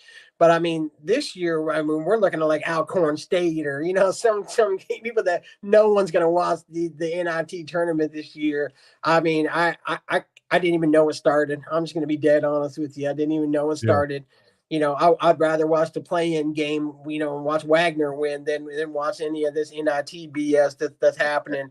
But that tournament needs to go away starting next year. It's just a waste of money, and the prestige of being, Cinderella's runner-up, is gone. There you go. Hey, But is Stephen A. bust? Oh, go ahead. Real quick, you know what's wild? Remember, once upon a time, I know, of course, it's old man get off my lawn stuff, but teams would win the NIT, and the next year would make a good run in the NCAA tournament because you're essentially just getting extra practice time, you're getting extra reps, and it's giving your team more time to gel. And again, people don't, before the NCAA tournament, all we had was the NIT. So for basketball to kind of just try to throw away the NIT, I mean, again, another sign that college basketball, especially the men's side, I mean, we don't like it that much. We don't like it that much. I agree. Now, is Stephen A. Smith a buster? I didn't give him a buster this week. Cuz giving him a buster this week, and it's on the screen. Yes, sir. For not knowing Nilla Wafers was. Y'all, again, see, this one, y'all, again. As the kids say, I'm calling cap on this. Ain't no way Stephen A. ain't never had banana. It's no way. Again, this is one of these things where, like, okay, we ain't did nothing dumb all week. Okay, hey. But again, these are the strings that these people on TV pull. And, I'm pretty sure, I'm sure Stephen A. cell phone and his partner's like, bro, you had banana pudding in my mama house. Stop the cap. Dog, just one more reason. I can't watch none of these shows, man. I can't believe he ain't never had banana pudding, man. I'm calling cap. As kids say, calling cap. I'm calling cap. Marlon, I'm gonna make you feel good here in just a second, bro, because I'm gonna respond to that. But I didn't know, banana pudding ain't that big a thing in Washington from up north. So, it wasn't until I got here in the South that I realized how serious people are about their banana pudding and vanilla wafers, But what's funny, though, is that I have always been, I'm a big fan of chocolate pudding, but I've always had them with vanilla wafers. So, when I realized how big it was, the big a deal it was here in the South, when you go to these cookouts and stuff like that, grandma always bringing the banana pudding, but it always had vanilla wafers, they're serious about it down here. So, Marlon, you went to an HBCU, Marlon, stop. See, y'all got to stop bumping for Stephen A, man.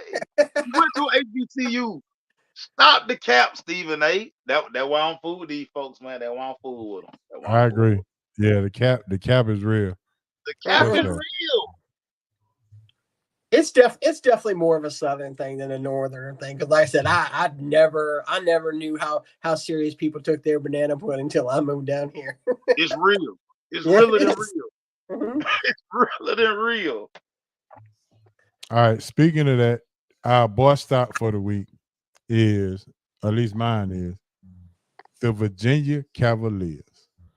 Scoring 14 points in the first half, 42 points for the whole game. Now, rumor has it that this could be, what's his name? The coach for the Cavaliers. Oh, what's my boy name? Yeah. Could be his last year. Let me pull it up. I can't remember now. Should be. They hadn't won a tournament game since Armando Bacot was in high school. Yeah. I mean, that's the only thing I had to compare it to, but I mean, yeah.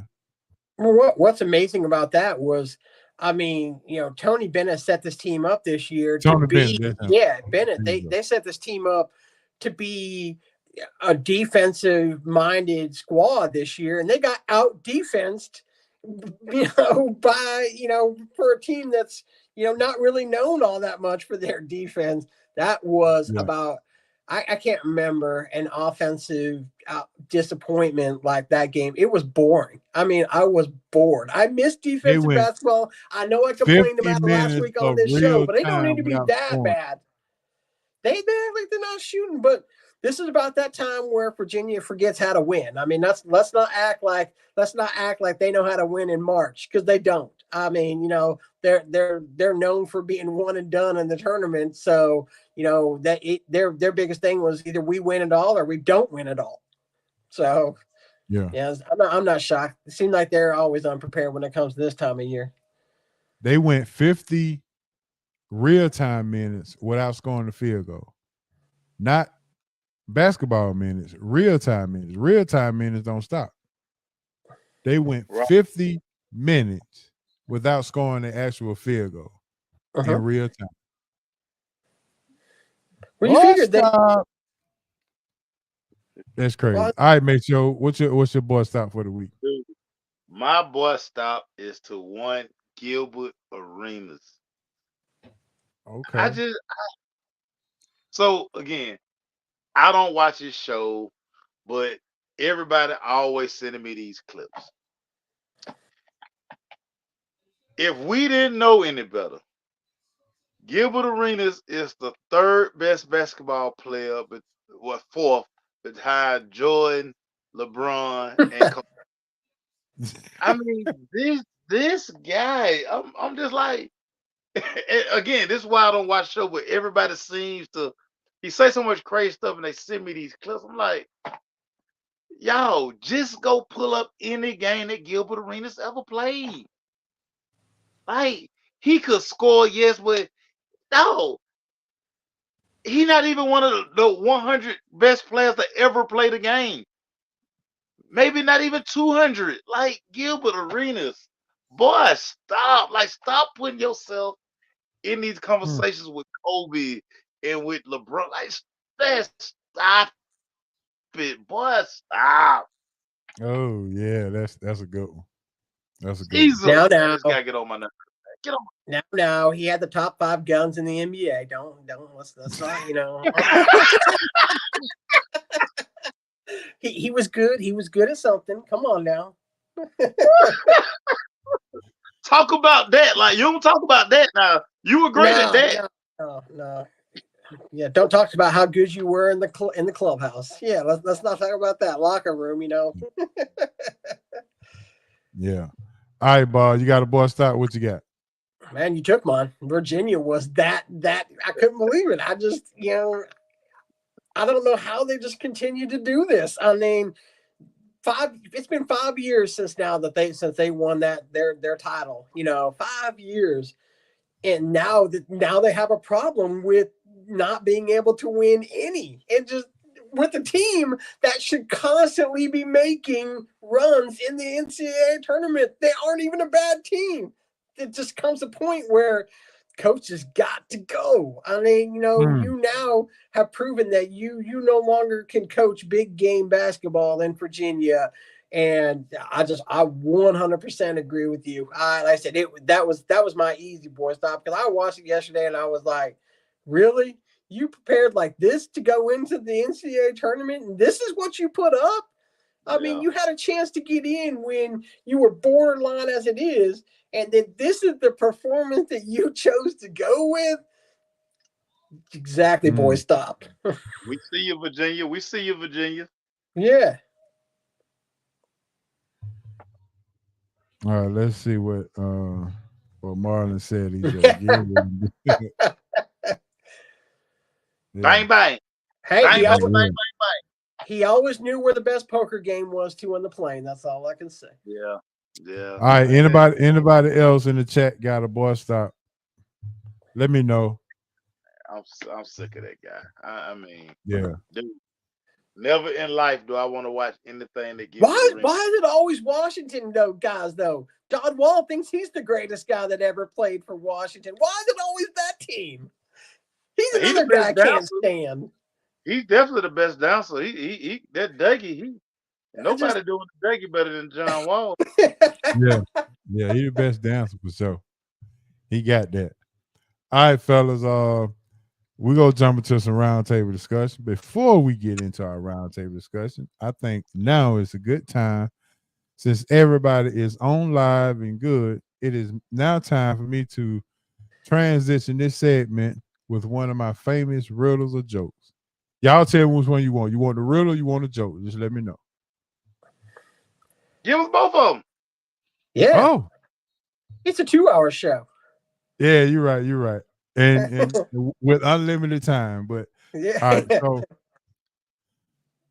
so I want to tell you the joke first, and then I'll tell you the riddle. Oh, cuz say tell the joke. All right, this is the joke. So one day, an anonymous person donated a brand new piano to the church. It was one of those pianos that Elton John would be proud to have. Brand spanking new, and it was so good. It was straight. So the pastor tells the anonymous person that, hey, listen, we don't have anybody to play the piano, so it won't be no good for us. He says, well, listen, I got to get rid of it. I have no need for it. At least it'll be in a place where it can get some blessings and you can recruit somebody to play it if you market it that it's a brand new piano. Pastor say, we'll bless you, we'll take it, and we're going to let it sit. So they let the piano sit for 2 weeks. And for 2 weeks, piano sat and nobody played it because they didn't have a piano player. The one Sunday comes up and the pastor stood in front of the congregation and says, ladies and gentlemen, I want y'all to meet our new piano player, Mrs. Johnson. Everybody clap, yay, Miss Johnson. Miss Johnson got on the piano and she played her heart out, and she knew every hymn in the book. And she had the church bouncing up and down. She was bouncing up and down. Everybody was jumping and going and playing the piano. Everybody was excited and things of that nature. But there's one thing, though. Miss Johnson had some gigantic breasts. And the old lady gangs in the church didn't like that because all of the men in the church was paying more attention to her breasts bouncing up and down when she was playing the piano. So after church, the old lady gang, we know who the old lady gang is. Old lady gang. All the older ladies in the church that's been there for a while, they pulled her to the side and they were like, listen, Miss Johnson, we understand, we appreciate you, your enthusiasm, your talent about the piano, but your breast is too chested. And we gonna have to do something about that. We got men in the church paying more attention to you than they are the pastor. So we want to take that focus away. So what we've done, we have created some cream that if you use this cream every single day, if you use this cream every single day, your breasts will go down. Miss Johnson said, I'll do anything to keep from causing any harm or any disfocus to any men in the church. So I'll do it. So Miss Johnson, and then before you go, Miss Johnson, it has a sweet smell to it, but please do not get any of it in your mouth or it's going to swell your tongue and it's not going to be good. Miss Johnson threw up a thumb and said, I got it. Make sure you use it every night before you go to bed. So Miss Johnson said, okay, cool. Miss Johnson using this for a whole week. The next time she get to church, Miss Johnson got a regular size chest. A regular size chest. It goes down. She goes to play the piano. Everybody is good, and all of the men were getting. All the men was good, and they was paying attention. They were jumping up, and Miss Johnson wasn't getting a lot of eyes that she were before. So when she finished playing The old lady gang gave her a thumbs up. Way to go. You did what you need to do. So Miss Johnson gave her a thumbs up back. Okay, cool. Now it's time for the pastor to preach his sermon.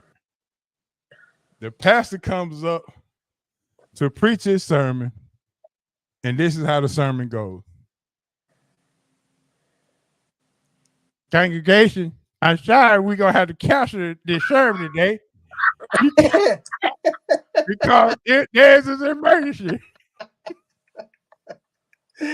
Oh, goodness.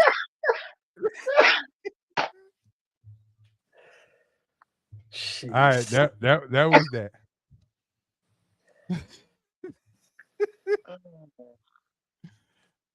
Terrible. There you go, Maceo. We good? We good. He said, "Yeah, we good." All right, now y'all want the riddle, huh? That was the joke. Ladies, I found the pastor. Even Cuz was like, dang. Yeah, exactly. All right, so this is the riddle.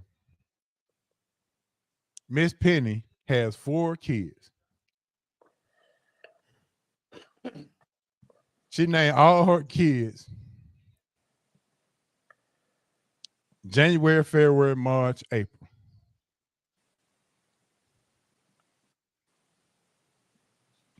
What's the 5th kid's name? Miss Penny has. Wait a minute. Run it back. Miss Penny has 5 kids. She Okay. named all her kids January, February, March, April. Those are the first 4. What's the 5th kid's name?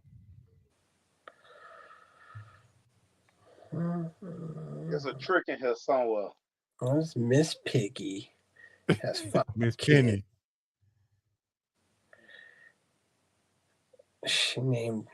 She named all her kids January, February, March, April. Yep. So would the 5th kid's name be January, February, March, April? That's a long name. No. May is too easy. It's something to this. Yeah, it's definitely It's not something May. to it, huh? I agree with you. It's something to this. We missed something in the translation. So I told this riddle today, and I told the young lady, say it, repeat the joke to yourself slowly. And that's the only hint I gave. Miss Anybody in the chat got an answer? Please let me know. What? Nobody got an answer. I guess I got everybody stumped on that one. What is the 5th child's name?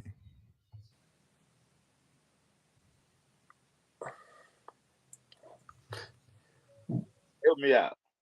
What? What is the 5th? What is the 5th kid's name? It's what? There you go, Bob. You're a smart man. What What? is the name? You had to dumb it down for me there. But yeah, it's what is. Wait a minute. How I missed it? What is Because the joke is, the what 5th is child's the name? fifth It's not a question, it's a statement. Yeah, what is the 5th kid? Oh! You got like just like last week. We got to dumb it down a little bit, and then once you get to thinking about it, There you go. Yeah. What is the 5th kid's name? It's a statement, not a question. Yeah, Mason Joe, you can make plenty of money betting that with your daughter. Yeah. I'm writing it down right now. Yeah, I'm gonna get somebody. He need one for the book. Yeah, I'm gonna get somebody with that one. Yeah. Yeah, I got a whole row of jokes and riddles and all that. Of course, going through therapy, I fell in love with all of the riddles and stuff. You know, you got to make yourself think and get stimulated. All right, now let's jump to the roundtable discussion. Round table discussion. NBA injuries going into the playoffs. Is Trae Young coming back? When he comes back, is he gonna be healthy enough to make a Hawks a run? Can Zion? We talked about his new body. Can he stay healthy throughout the playoffs? Also, LeBron is, he's had some dealings with some injuries in his upper age. So LeBron is another person that we need to talk about. Are they going to try to save him throughout this playoff run? Fellas, I'm gonna let y'all go and y'all tell me what y'all think about how injuries can affect this playoff run. Woo. I mean, we know the healthiest team usually is going to be probably the one that's going to be last man standing. LeBron's health. I mean, the Lakers. They in the play-in, right? They not one of the 8 right now. Yeah. Right. They're in the play-in. So LeBron and AD. I mean, I think I'm more worried about AD health than LeBron health. That's what I was gonna say. Yeah, AD's the problem, not LeBron. AD the problem.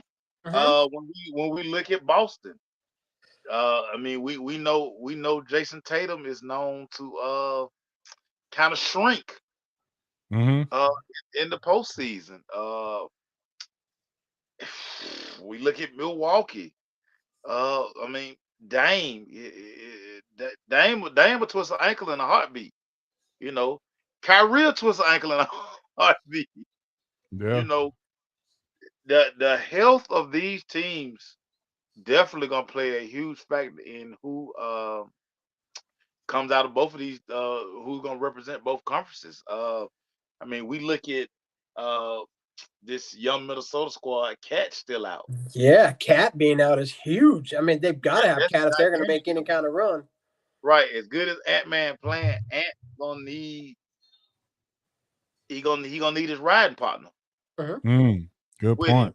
So listen, these playoffs, I'm always on the side of which teams are healthy. I mean, and that's almost every sport though, because usually the healthiest team down the stretch who don't have like the just that significant injury to like a major guy.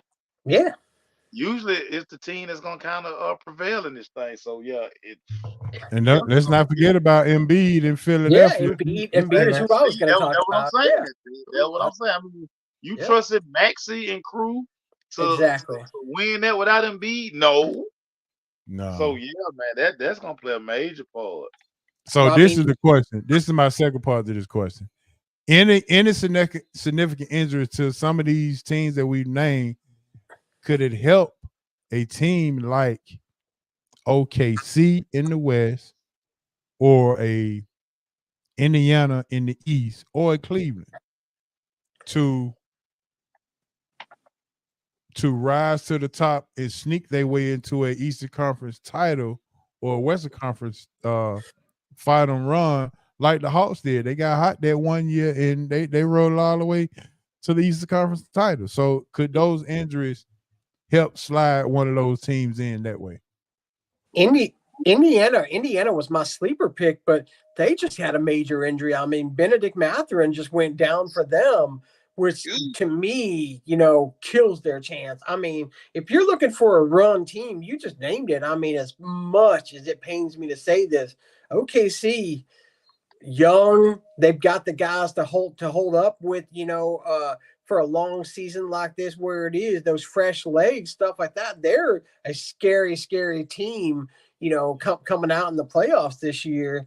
But yeah, Indiana was my sleeper in the East. But yeah, losing Mathurin, boy, I put a huge dent in that. I mean, it's still going to come down to depth. I mean, the teams that have the more complete depth will always make the runs in the playoff. You're very rarely seen in the NBA, where like LeBron with the Cavs that year, kind of single-handedly took the Cavs on his shoulders and willed them to a title. You just don't see that usually more. Now you see a more balanced team with complementary pieces, which is why Denver has been so successful as they've been in winning the title last year.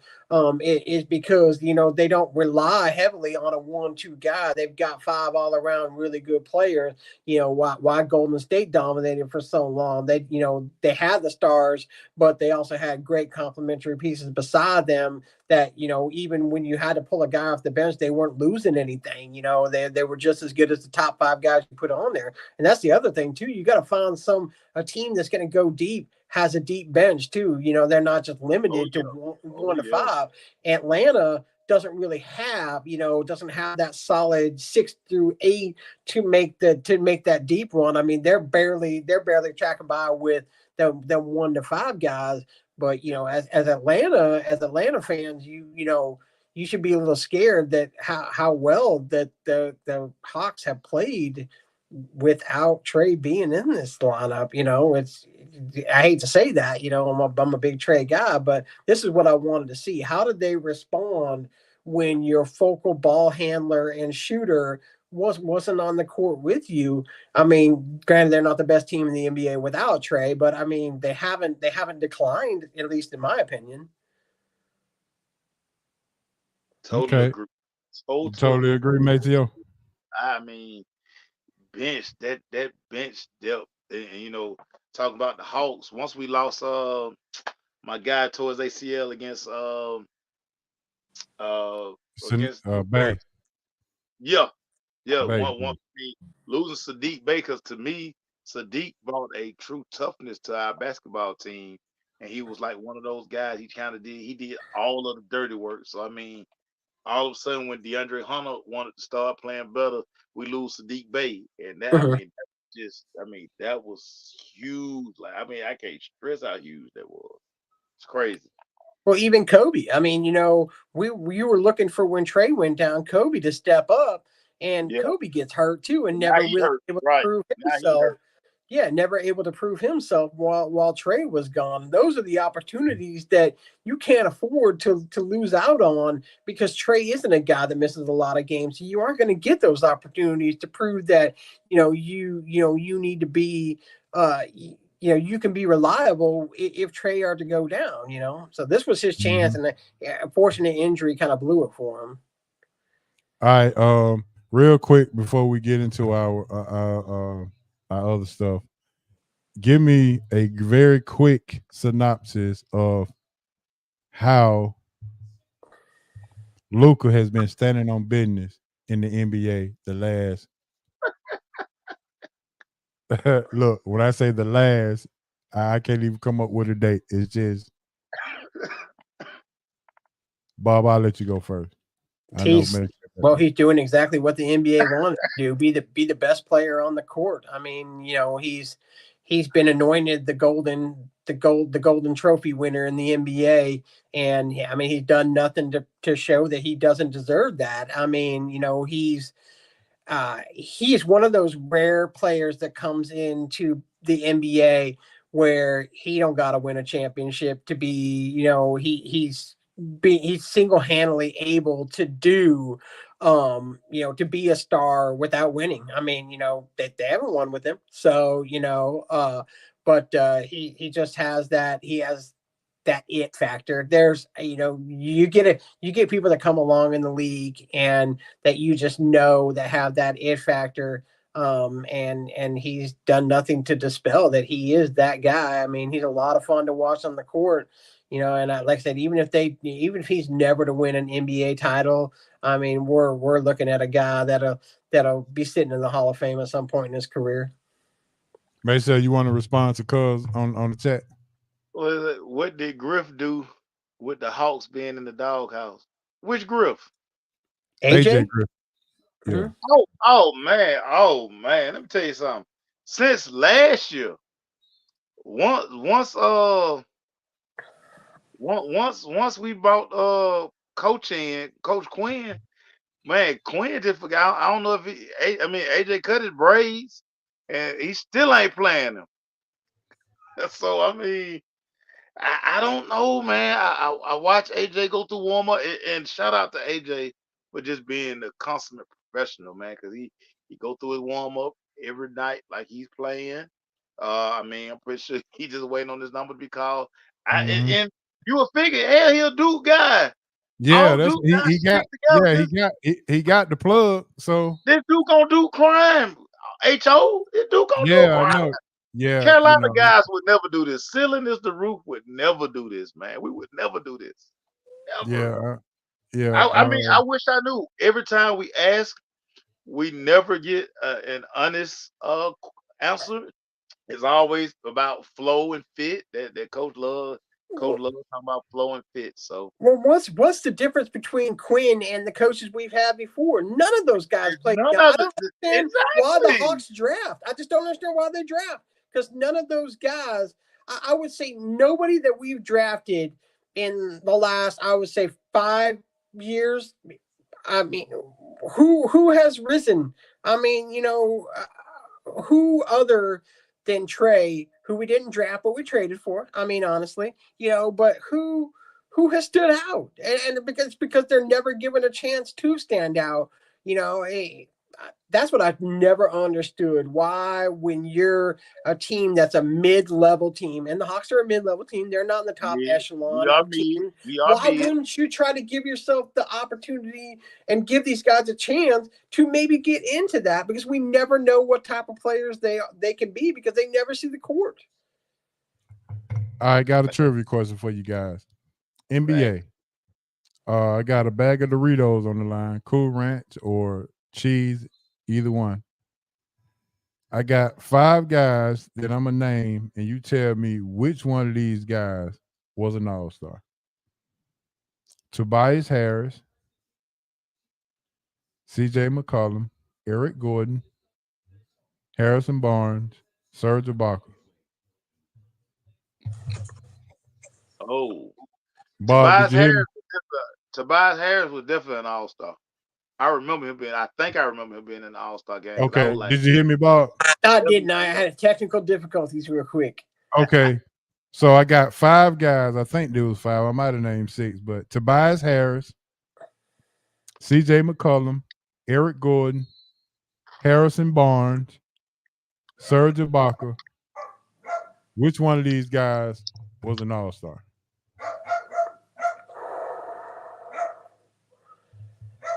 Like I said, if I remember, it was Tobias Harris for some reason. See, I'm going to go with C.J. McCollum, because he had a couple of good years where him and Dame were kind of like they were trying to pair them up together to be that duo in Portland. But yes, my guess, my vote would be McCollum, I think. Okay, so I'm gonna put this out for anybody who's listening, all the listeners. Y'all can chime in. If you get it right, I got you a bag of Doritos. But for you guys, y'all got it wrong. So no Doritos for you, Maceo, or Bob. I think I'm good. I got some stored. Cuz Ibaka, you're wrong as well. So no. Yeah, y'all gonna be surprised. Those names, I don't even think All-Star with none of those guys. Well, I would have thought McCollum would have made the All-Star game this year. He got snubbed big time. Well, fellas, out of all the names I just gave you, none of them have ever made an All-Star game. All-Star team. None of them. I can see that. Really? Yeah, I would. That kind of shocks me too. None of them have made the All-Star team. Harrison Barnes, no. Yeah. Like I say, the only reason I figured Tobias Harris, because it's like once he got to Philly, it's like he started getting love. He jacking up shots all the damn time. I will say he is the highest paid player in the history of basketball to have never made an All-Star team. He has earned $211 million in his career, and he's never made an All-Star team. He getting to the paper. Shout out to his agent. Yeah, I guess Kirk Cousins' agent is his agent as well. They we were talking about last week. We were talking about his agent and how much money he's made Cuz over. I put the fix in. Yeah. He said I put the fix. All right, man. We got about well, you know, it's past the time, but you know, like I said, when we have fun, it's time to have fun. So I got our first 4 in segment right now. But first I'm gonna do the question of the day. If you had a cookout, which flavored drinks belong at a cookout?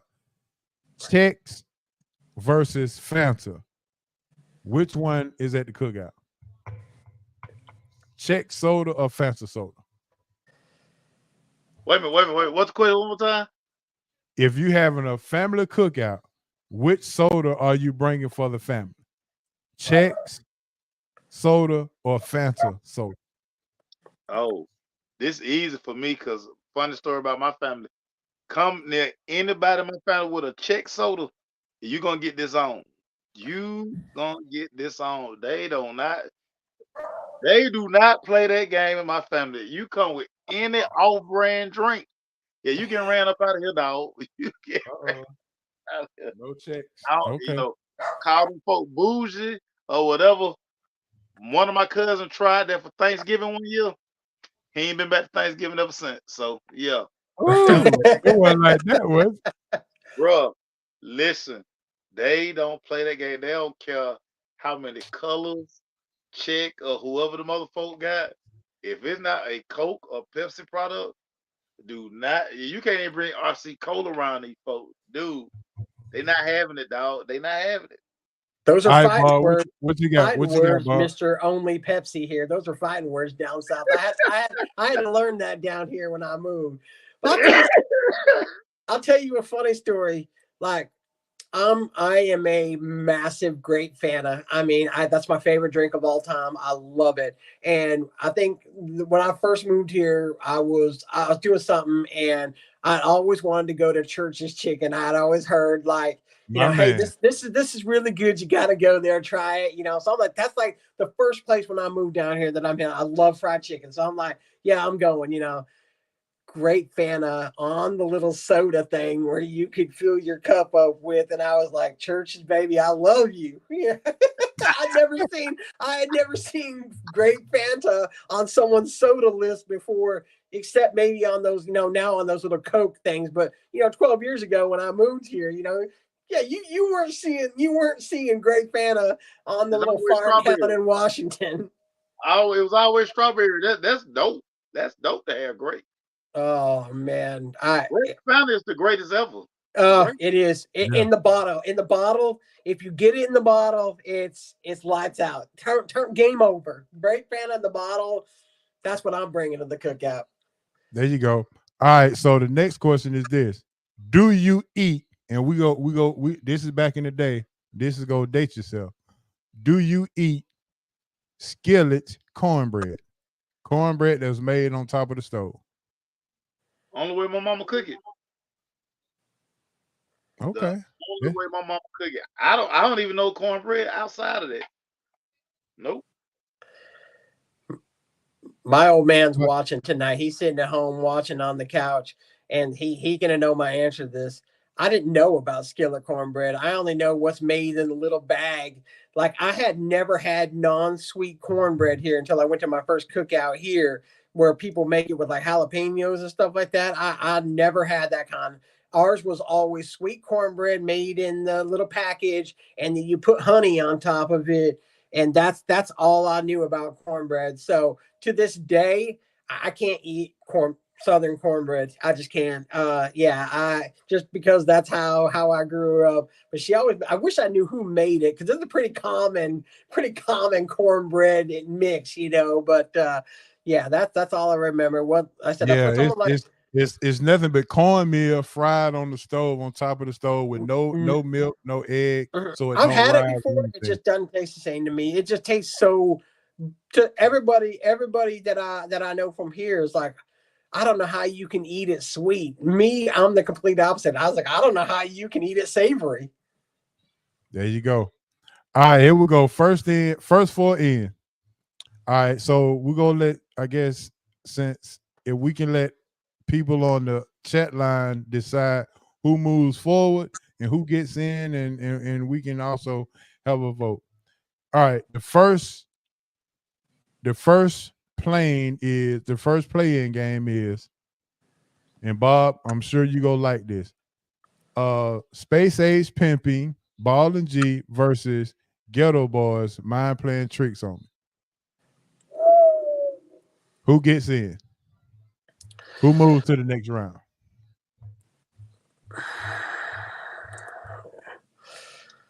Oh man, This too easy for me, but go ahead, Bob. it's Ghetto Boys for me. That's just it's a classic. I mean, yeah, it's not as close. I mean, I did not think about it, but I don't think it's as close as as long as I thought about it. Yeah, it's Mind Playing Tricks on Me.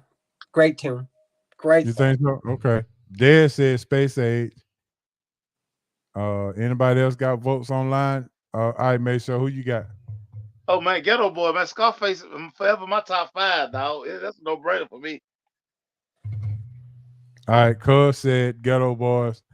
So we're gonna move the Ghetto Boys up to the next round in the play-in game. The next one is this gonna be harder than the first one. Outkast versus UGK in a versus. Catalog versus catalog. Again, this is easy for me. It's too easy for me. This is easy for me. Okay. It's Outkast. All right, Dez. All right, Cuz, what y'all got? It's too easy. Outkast. Okay. Listen, and I love UGK. I think Pimp C got the best voice in rap. But catalog for catalog, Outkast, man, it won't even be close, dog. Cuz said Outkast, so look like Outkast may be moving on. They up 20 with 2 minutes left. Outkast. I mean, the first time Rosa Parks ever played on my stereo in my car, it changed my life. I mean, that's okay, Bob. Go ahead. That's top 3 hip hop song of all time for me. Outkast just hit after hit after hit after hit after hit. So if we're talking catalog, I mean, it's Outkast for me too. So I mean, they're my favorite, and there's a reason for that. Okay, Outkast will go to play the Ghetto Boys in the next round. All right, the next two, and it's probably something that we shouldn't be indulging in, but I gotta ask: Big Mac versus the Whopper.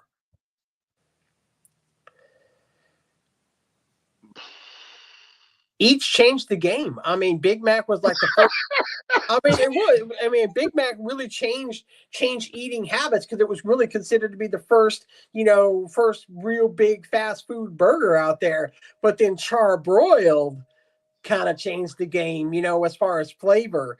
I'm going with Whopper. I just think the flame broil burger just has a different taste to it. What you going with? Yeah, I'm gonna agree with Bob. I'm gonna go Whopper.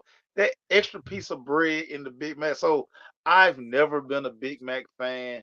Just too messy. Then that secret sauce. Too much sauce, yeah.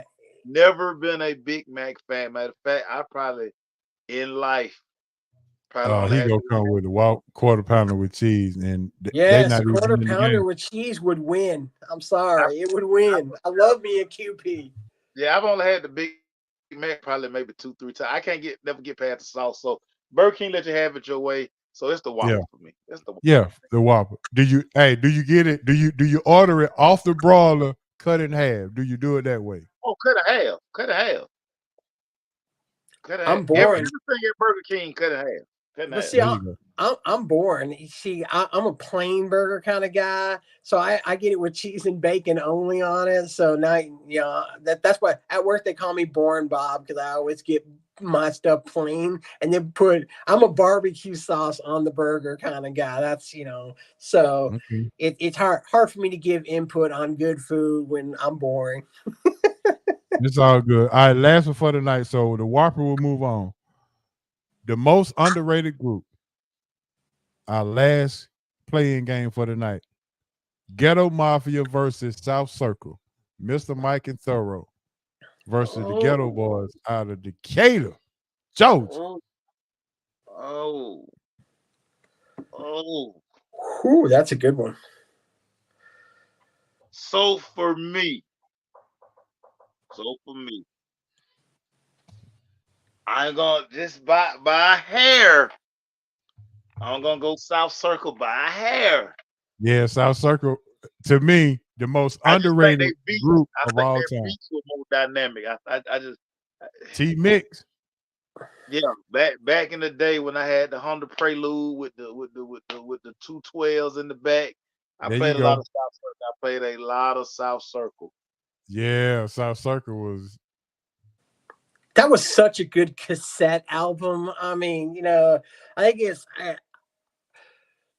I'm gonna I go. agree, Dad. I'm gonna go with South Circle to Another Day, Another Balla. I mean, There you it's go. What yeah, about the song yeah, Attitudes? yeah. That like I said on a cassette. I mean, it just didn't get any better in those days, So, Yeah, it is. yeah, I would go with South Circle myself. Yeah. All right. South Circle moves on against the Whopper.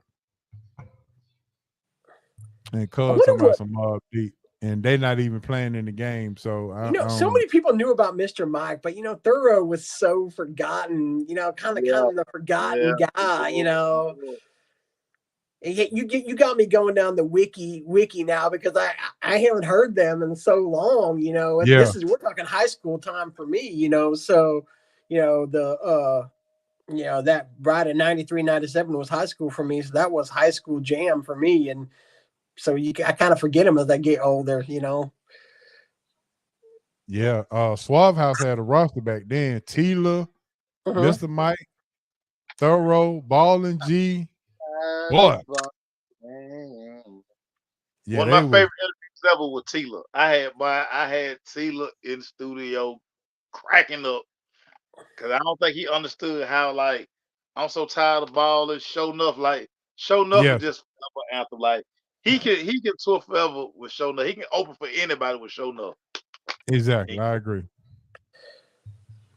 Yeah, Mr. Mike Yeah. might be one of the most underrated guys that I've ever listened to.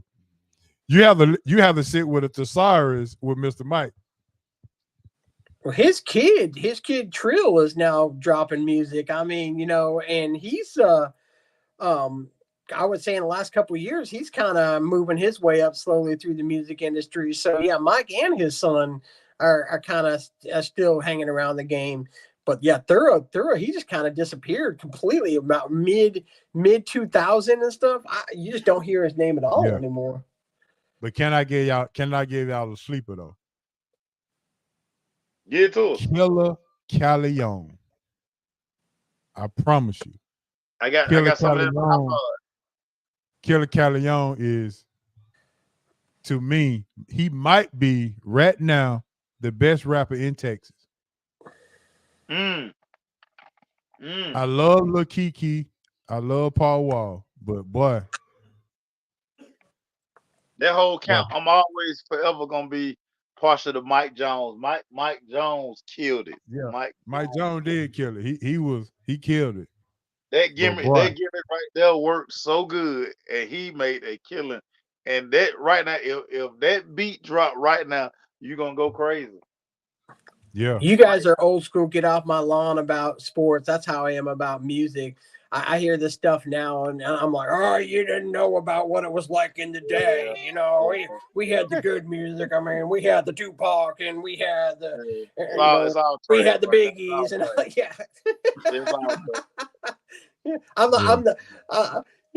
I'm the Hancock of music. Get on my own. Hey, yeah, man. I told Dez about Killer Callion, and the boy, he was like, "Bro, you done turned me on or something." Bob, I want you to when we get off tonight, I want you to. I got homework. Okay, 30 days, 30 nights. Killer Callion, the first 30 days, 30 nights, the first album, not the second one, but 30 days, 30 nights. Killer Callion. He redid. He go 30 days. And he jacking beats for 30 days, 30 straight days. He took beats from all the artists for 30 days and re-rapped over all their beats. He did what Ice Cube did, the Jacket for Beats kind of deal. Uh-huh. He did it for 30 days. He took, and one of my favorites one was what he did for Future. He took commas and redid commas, and boy, he killed it.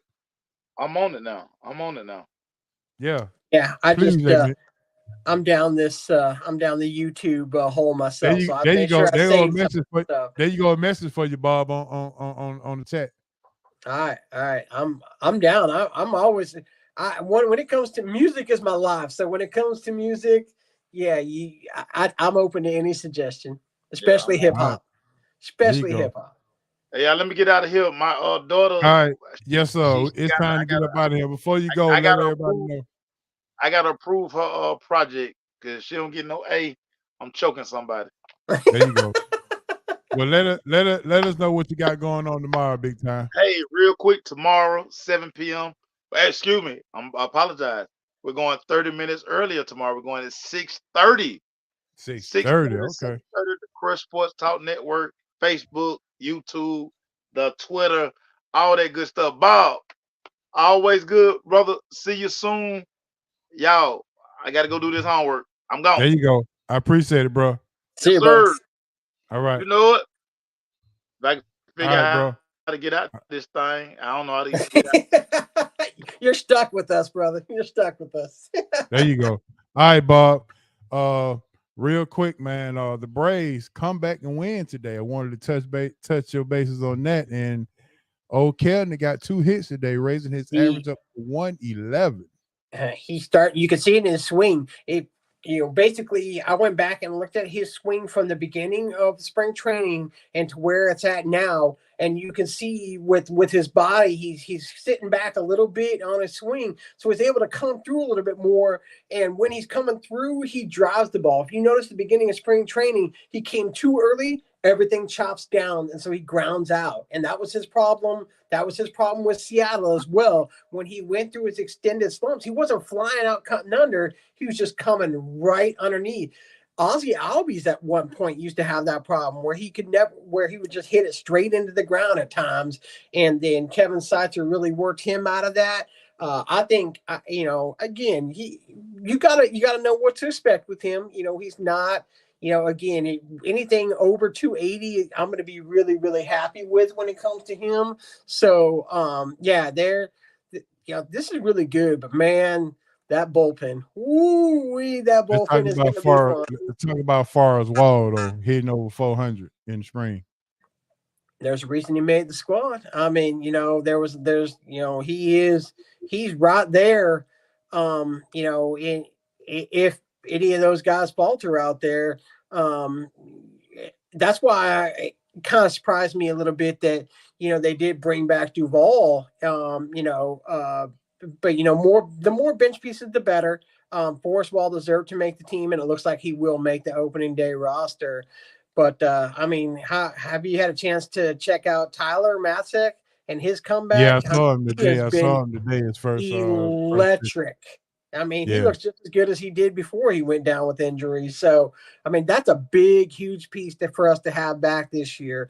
Again, and nothing like seeing drama coming out of LA, because that's what you want. A little bit of fracture in that armor, to where, that's not good publicity coming out of there. But we got to start good. That seems to be a big Braves weakness, is that, not able to start hot out of the gate. So I'd really like to see them go to Philly, and then take the series early, and then, show that we really are the best team in baseball, not the National League, but all of baseball, like the experts are predicting us. All right, real quick, talk about the Spencer Strider name opening day starter. I mean, he's easily my. If I was Shohei Ohtani's bookie, his buddy's bookie, I would tell him he should have put $4.5 million on Spencer Strider winning the Cy Young Award win this year. I think he is primed for a massive year. stay healthy, addition of a curveball to where, he was already a 20-game winner before he had a third pitch. So now he's got a third pitch that's just as good as his other two, so you don't always have to go with, four seam on top of the fastball, a little bit of I would say a fair to really good changeup. And then you add a curveball to that repetition. I mean, he deserved it. Max Fried hasn't been that good in the spring. So, I think they went with who really deserved to be the opening day starter. Yeah. And he's been pretty much unhittable this spring. And I fully expect that to happen, to continue as they go through regular season. And I said, he's my pick to win the Cy Young Award for the National League this year. Yeah. Rumor has it that the New York Mets is going to be aggressively going after Max Fried once he hit the free agent market. Yeah. I mean, there's no way he's coming back to the Braves. We know, you and I both know how the Braves work when it comes to free agency. The guys that they want to lock down are locked down before they ever get to free agency. I really can't even name a guy that stayed with the Braves past their free agency year. I mean, again, you just got to look at how AA has always worked since he's been the general manager here, and work. He's thinking 2 years in advance of guys he wants to lock down to long-term deals.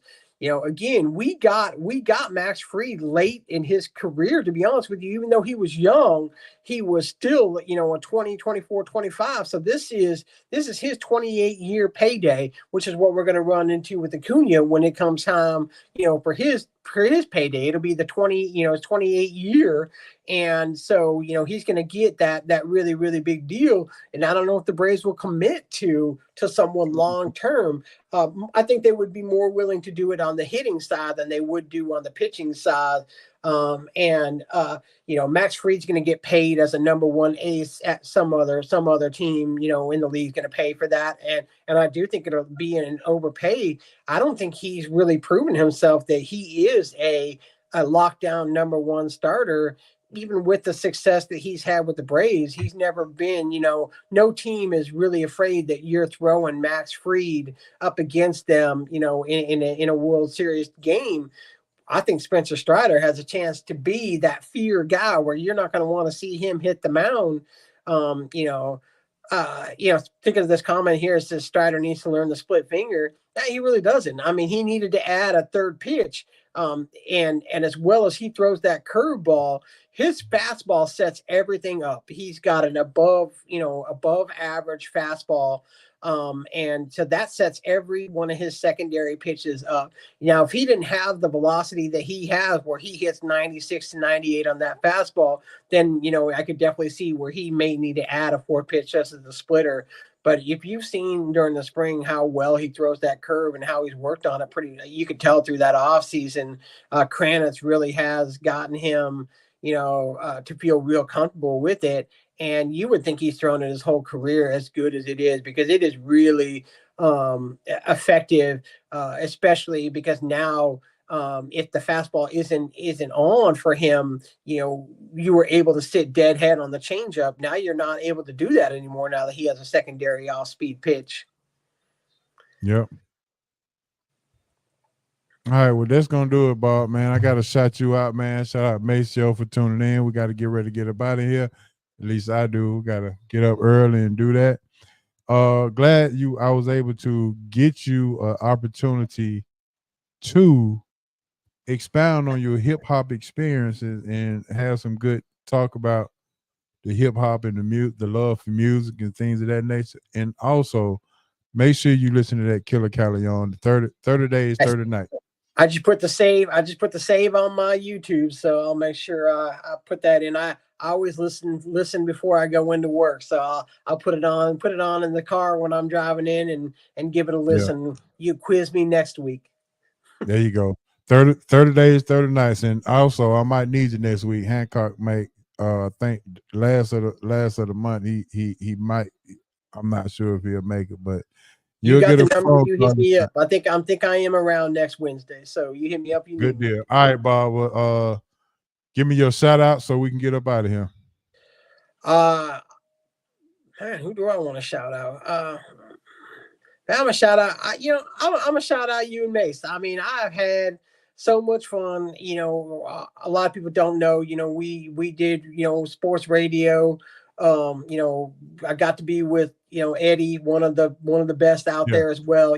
So I really kind of miss this kind of environment. I love talking about sports. So being able to spend a couple hours hanging out with two people who I consider to be two of the goats when it comes to sports talk and and learn more about Atlanta sports in general. And being that I'm a Hawks fan, but and a massive Braves fan, obviously. But that's I've been being a Seattle guy my whole life. It gave me a chance to learn about the history of Atlanta sports and stuff like that. So I'm gonna shout you two out. I really enjoyed these last couple of weeks. Just being able to sit around and have my barbershop moment for me. So That's what's up, Bob. I appreciate it. And yeah, man. So next week, I may be bringing you on so we can do this again and have a lot to talk about. March Madness will start tomorrow. Any particular team that you got for sure in the Final Four? UConn, they've gotten hot. They're the defending champs. So I think that as wide open as it is, you can never. I just think they're a team you can't count out. That their bracket's not that difficult for them to move through it as well. So I do really like them. But I mean, there's teams you can't ever discount. You can't ever discount Duke. You can't ever discount Michigan State. I mean, there's those teams that seem to take it to another level when it comes to tournament time. The bracket favors some of these bracket favors a mid-major making a run this year, which I'll be excited to see. This is really been a hard bracket to fill out this year because there's a lot of teams that are going to really, really surprise, that we talked about earlier. So yeah, I think UConn's going to win it all. So I'm going to take them as my guarantee Final Four. Good deal. All right, bro. I appreciate it. For Hancock, for all the sports roundtable tenants, this is your main man H.O. from Bankhead. R.I.P. Moms, R.I.P. Pops, R.I.P. BC. And we're going to holler at y'all next week. The show is over, and we out. Peace.